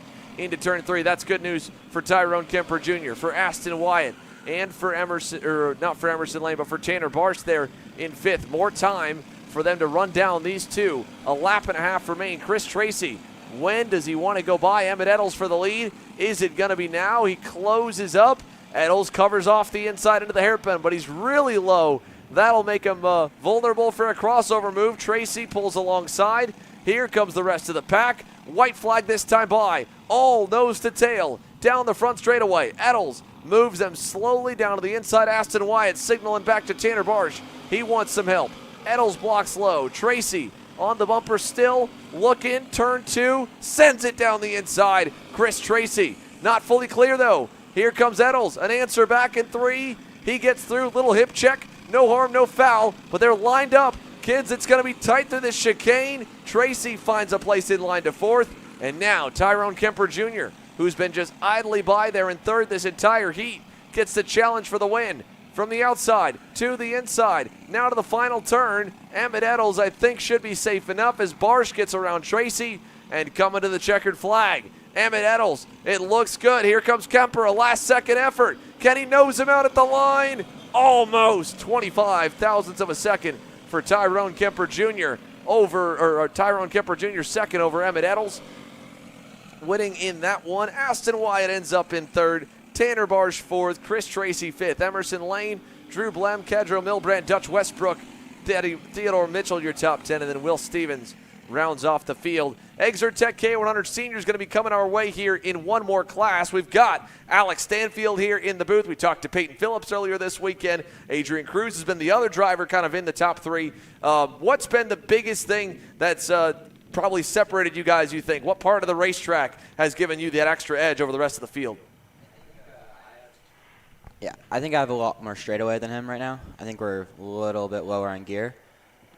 Mainly out of the corners he gets me. Down the straightaway, we got it covered right now. But that's why I could pass him in the heat too, coming to the line. But I think it's mainly just our straightaway speed is just really good. He has a little more out of the corners, and it kind of evens out throughout the lap.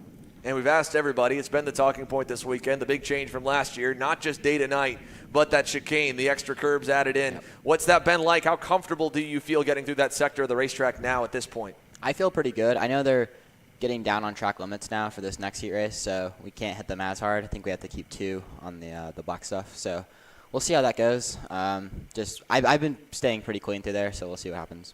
And, a bit of a homecoming probably it feels like for you here this weekend. Yep. Reigning series champ. We know you're kind of partial karting schedule this year, but you've stayed pretty good. So first of all, what's it feel like to be back at home at NTK racing with everyone, seeing everyone that you know? But also, how good are you feeling, not having as much seat time? Yeah, it feels great to be back. I hadn't driven since like a 206 race since like December, so it felt good to get back. It was a little rusty the first day, I'm not going to lie, but I got pretty fast. So, I mean, it's great to see all my friends again here too, and it's just a great community here. And the last thing, you and I talked a little bit last night about how you, Peyton, Adrian, you guys have grown up racing each other here, so you know all the basic playbook moves, and you normally have to kind of get really creative to beat the other guy because they know how to outplay your moves, and likewise, yeah. Do you got some more stuff in the tank for today? I think so, yeah. I'm still hiding some stuff, but I definitely showed a little bit more in that last heat race in Turn 8, but I still have some stuff up my sleeve. Well, Alex Stanfield, of course, folks, he'll be on the racetrack in about 10 minutes' time for the Exertech K100 Senior. Thanks for joining us, Alex. We'll switch to the on-track action. We always appreciate having the time to talk with you. Thank you. So, again, that's Alex Stanfield. Emery Lytle will join you back up here for 206 Junior. And we'll go ahead and take you to the starting lineup presented by Seville Electric. Derek Wargo in the DYL Comp Kart will lead the field to the green. An impressive performance for him on Friday, but he has not been the talk of the town on his own. There has been probably 5 or 6 different kids in this class that have all had enough speed to lead and have been able to take advantage of that and get to the lead. How about Josie Chambers right there in that black and blue Beryl Art machine? Super fast all weekend. Reagan Seville, that kart's got to be built out of, military-grade metal, it feels like, because he has taken a beating to that thing and at the same time been fast every single session, Emery. Yeah, I mean, Reagan Seville has been in trouble pretty much every heat as we see a couple guys block up at the back of the grid. But yeah, I mean, Seville's been fast. You've got Derek Wargo has been in the top 3 most of the weekend. Jensen Harrell's been up there. Josie Chambers fighting for the lead on multiple occasions. There's about 5 or 6 guys in this L206 junior category that can win at any given moment. And so it'll be interesting to see. Last night was a little bit of a chaotic second heat for them. We'll see how heat 3 goes here. So as they come together to form up, Sawyer Roussel, again, Shelby Ramirez, their road 3. Weston Criddle had a good final heat race there in the 354, got moving forward. So maybe he can do the same again, get a little better starting spot for the main event. But for your pole man, Derek Wargo, to the outside, and Jensen Harrell, we're waiting to see if they can get the start on the first try by. Towards the box, side by side, nice and slow. It looks good. It is good. We're racing there. A picture-perfect start. That's about exactly what the race directors want. Nice and slow through turn 1. However, they're stacked up at 3 wide at turn number 2. This will get tight, boys and girls. Shelby Ramirez on the inside. Reagan Seville gets shoved all the way up the hill, and he'll lose probably about 4 or 5 spots in the process. Yeah, Reagan Seville continuing his bumpy weekend, just continues to get shuffled out there. You can see them go side by side a little bit through the chicane, down the back straightaway. There's a group from about 4th on back. There goes Seville trying to make more moves. That's on Shelby Ramirez. That's about for 7th there. Josie Chambers is up at the front of that group. You can see as well in that battle looks to be Ava Bellum back there with Seville following him through. So the front 4 have gotten away here on the opening lap with Josie Chambers up at the front of the group. Yeah, towards the start-finish line, you can see the front 4 are all nose to tail right on top of each other. Sawyer Roussel, we've seen him be really aggressive and really confident on the brakes to make some moves. Here's a group side-by-side for 3rd there as Jensen Harrell pulled alongside Derek Wargo, didn't end up going by, and that gives a little bit of a gap with that aborted pass attempt for 3rd. Down the back we go, though. Josie Chambers in that number 345 Beryl Art still leads the way. He'll come to put 2 laps in the books this time. Jensen Harrell there, I think a little bobble getting into Derek Wargo, says, nope, go back ahead in front of me. Good sportsmanship to see. Yeah, certainly. And Wargo went a little bit wider as a result. They lost a little bit of time, but nothing that you can't make up here down the front straightaway. And again, Josie Chambers setting a nice pace at the front, but Reagan Seville from 6th going purple. So he's quicker than this group of 4, but they have about a 2.5 on the next group. Yeah, they have a big gap here. Now, Reagan Seville, great job moving forward to get away from everyone in that group. Look at the battle between Robert Arana and I believe Weston Criddle right behind. You saw Arana get a little bit out of shape right there in the battle for 4th, 5th, 6th, 7th, 8th all the way down. Ramirez looking to the inside. This will be a deep send, side by side, and a hip check to Weston Criddle. His hand goes in the air. He was not happy about that. He'll lose 1, maybe 2 more spots as they cycle out through the chicane. Yeah, very rough going in there. You can see Criddle got the worst end of it. Now back to the front, you can see Josie Chambers has made a little bit more ground up here. He is now a solid 7/10 clear of the battle for 2nd. Wargo and Harrell battling it out here. They've both dropped Sawyer Roussel.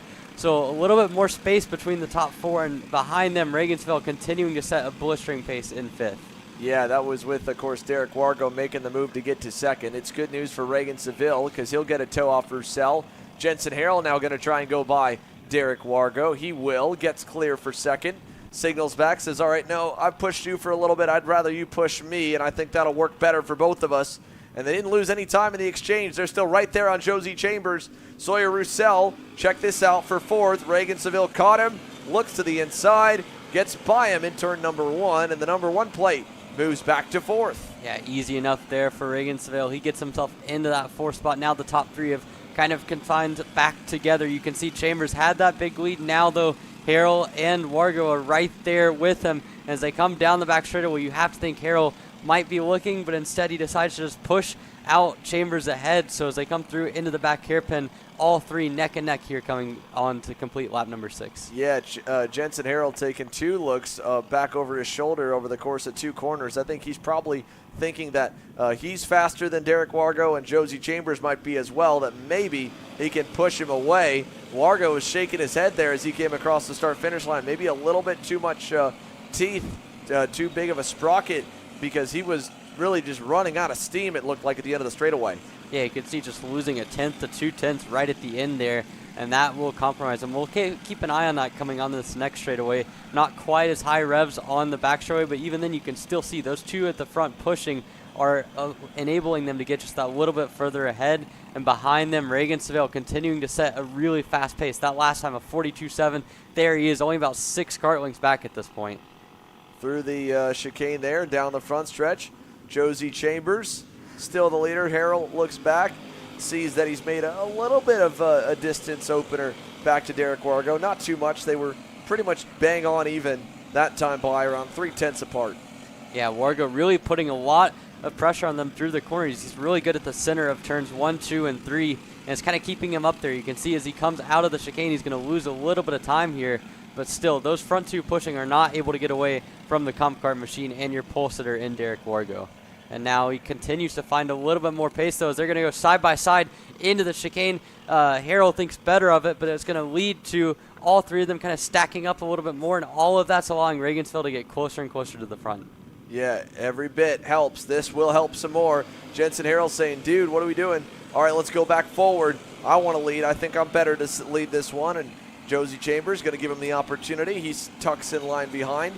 Wargo third, but just that one pass, that's 2 more tenths in the hat of Reagan Seville. He's almost into the draft. That GFC kart closing up as they head down the back straightaway. Yeah, you can see Harrell really pleading his case with everyone to work with him, and so far it's worked pretty well. He looks to have the kart to beat at least among these top 3. You have to wonder how patient guys like Josie Chambers or Derek Wargo will be. Wargo seems to have really kind of found a rhythm these last couple of laps. He was struggling to hang on. Now we'll see he'll lose a little bit probably down the straightaway, but still through those first few corners of the track, he has so much speed in that comp kart.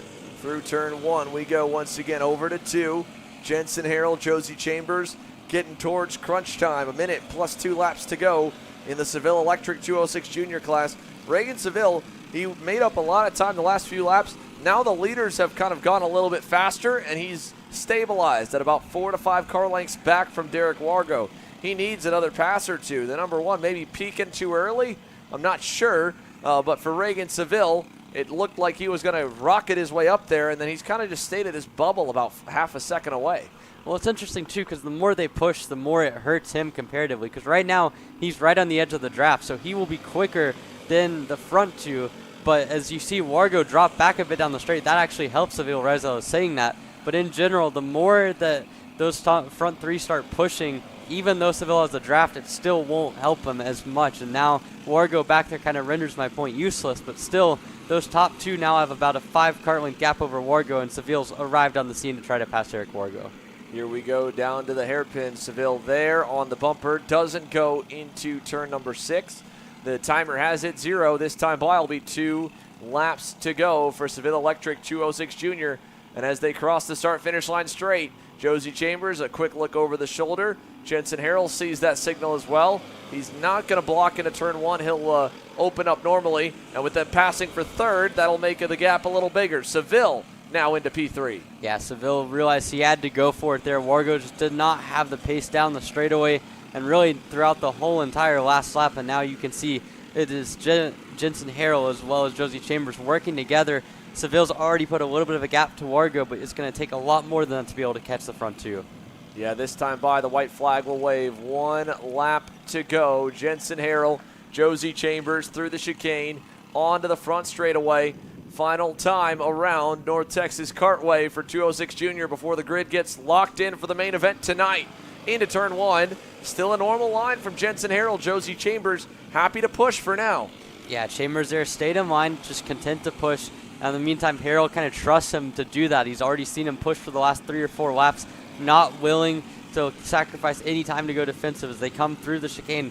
Conservative lines from both. You can see Harrell pull a little bit. You can see Chambers take a look back and shake his head a little bit. He knows that he lost a little bit onto the back straightaway there. It's not going to cost him a position behind, but it might well cost him a chance at the race win as they come into the final chicane. You can see Harrell able to keep a good line through there, but Chambers will have a shot down the front straightaway. I think that Harrell's got it, and yes, he does. Jensen Harrell to win Heat 3 here in Briggs 206 Jr. Behind him, Josie Chambers in second, and just happy to run there. Look at this, side by side of the line. Oh no, Sawyer Roussel collides with one driver coming to the stripe. That was the 308 of Landon Welker, and they both somehow crossed the line 7th and then 8th for Welker. So I think it was right after they got across the stripe, but awkward way to finish the heat racing for 206 Junior. Yeah, certainly. It looked like they kind of all were trying to squeeze each other down, and Welker maybe just did not give way in that line, and they make contact. Fortunately for both of them, they crossed the line and stop any further damage. Well, the 1 minute signal's given. We'll take a short commercial break, and Exertech K100 Senior, our last class on the Heat 3 stream, is coming your way next.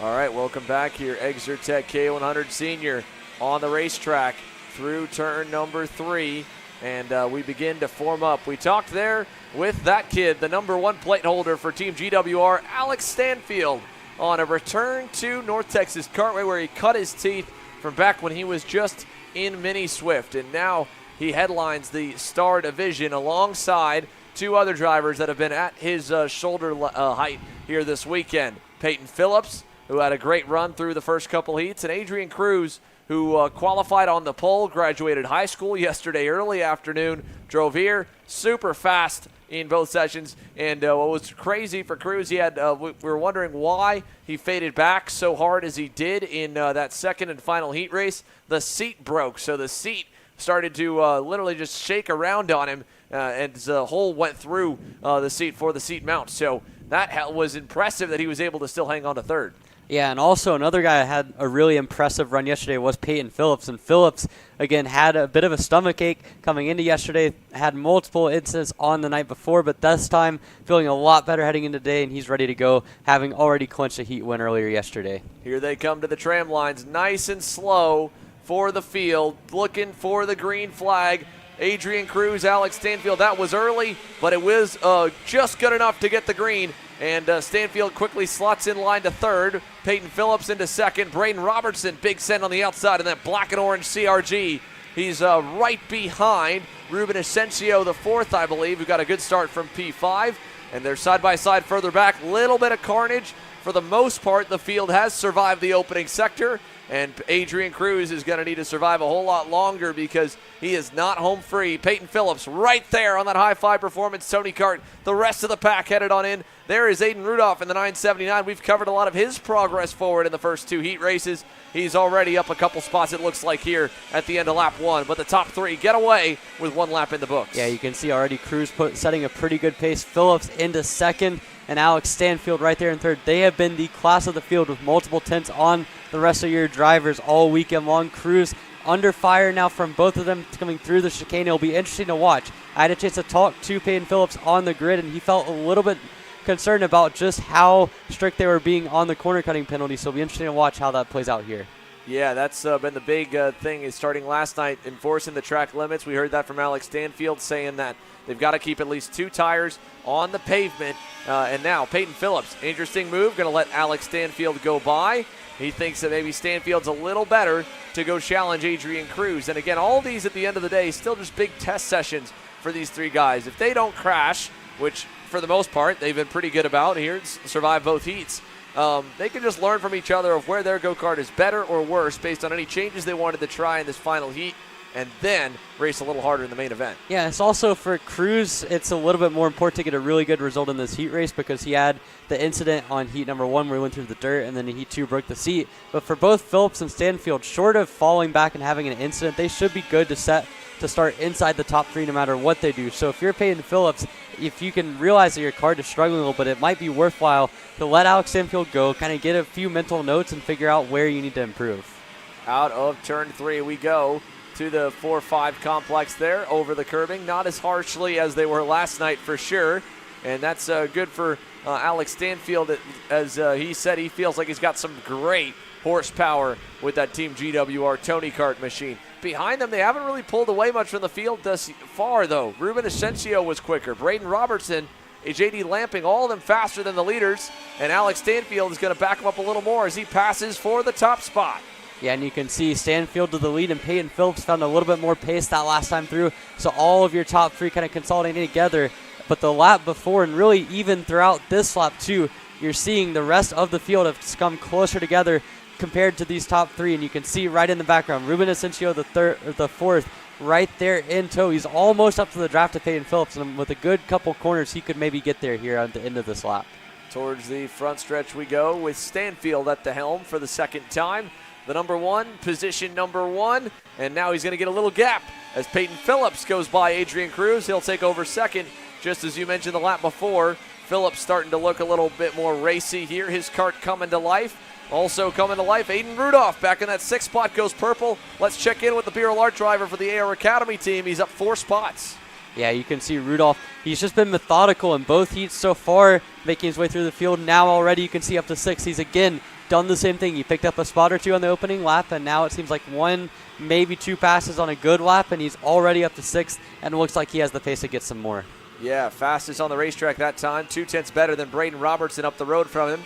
Here's a look back to the leaders as Peyton Phillips closes in on Alex Stanfield. Tyler Stevens down in the 8th position sets the fast time, but only by a little bit over the leading duo. So all evenly matched here, it looks like, in the top couple. And Peyton Phillips, if he gets a good launch here, he's going to be close enough to dive bomb into turn number 6 to the bumper of Alex Stanfield. He's going to work with him, I think, because he knows that Adrian Cruz is fading backwards a little bit. If he pushes Stanfield away, he can make it just a 2-horse race to the end.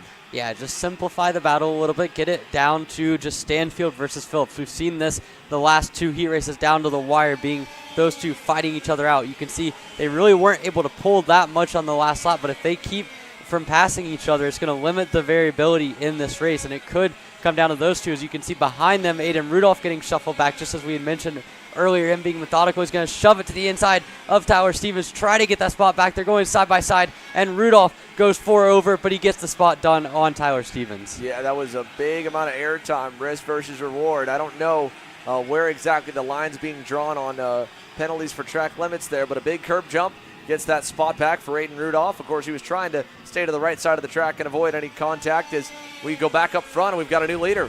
Peyton Phillips has gone by Alex Stanfield with 2 minutes to go. Yeah, Phillips really confident in his kart now. We saw him struggling the first couple of laps, but now that high 5 performance OTK really starting to get in a rhythm, and you can see coming through that back hairpin pulls a little bit. We talked to Alex before the race. He talked about how he was on a little bit lower gear, but certainly at a minimum, the 996 machine is able to rotate even better than what Stanfield's GWR OTK is able to do.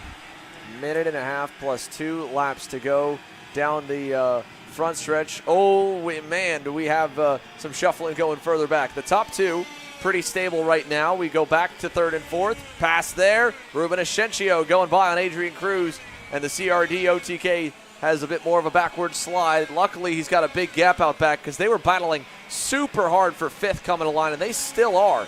J.D. Lamping versus Braden Robertson. Let's pick them up here as they go down the backstretch in for 5th. Look at this. Lamping, Robertson single file. Aiden Rudolph has now gotten back close again with Tyler Stevens right there on the high five Tony Kart.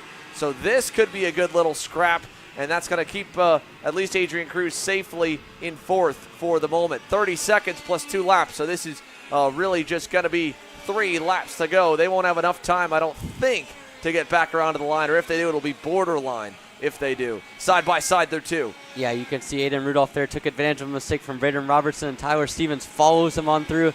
Those two working well together after their little dispute a couple of laps ago. But at the front, you can see Phillips and Stanfield working well together. Behind them, though, both Asensio and Adrian Cruz also continuing to work well. As you can see, Cruz has found himself back by Asensio. For both of these guys, it's a much-needed, consistent heat. You can see Asensio had a bit of a struggle through the first 2 heats, but now putting it together and pushing Cruz, trying to get back up towards those front 2. Yeah, so Adrian Cruz going back by now with them passing the line. They got in, I think, right before the timer. So if 2 to go or 3 to go right now, we'll see as the flagman gets the flags ready. There's also lap traffic looming upwards, but look at this. Peyton Phillips pulling away just a little bit from Alex Stanfield here this time by, and it looks like this will be the 2 to go this time. So that was 3.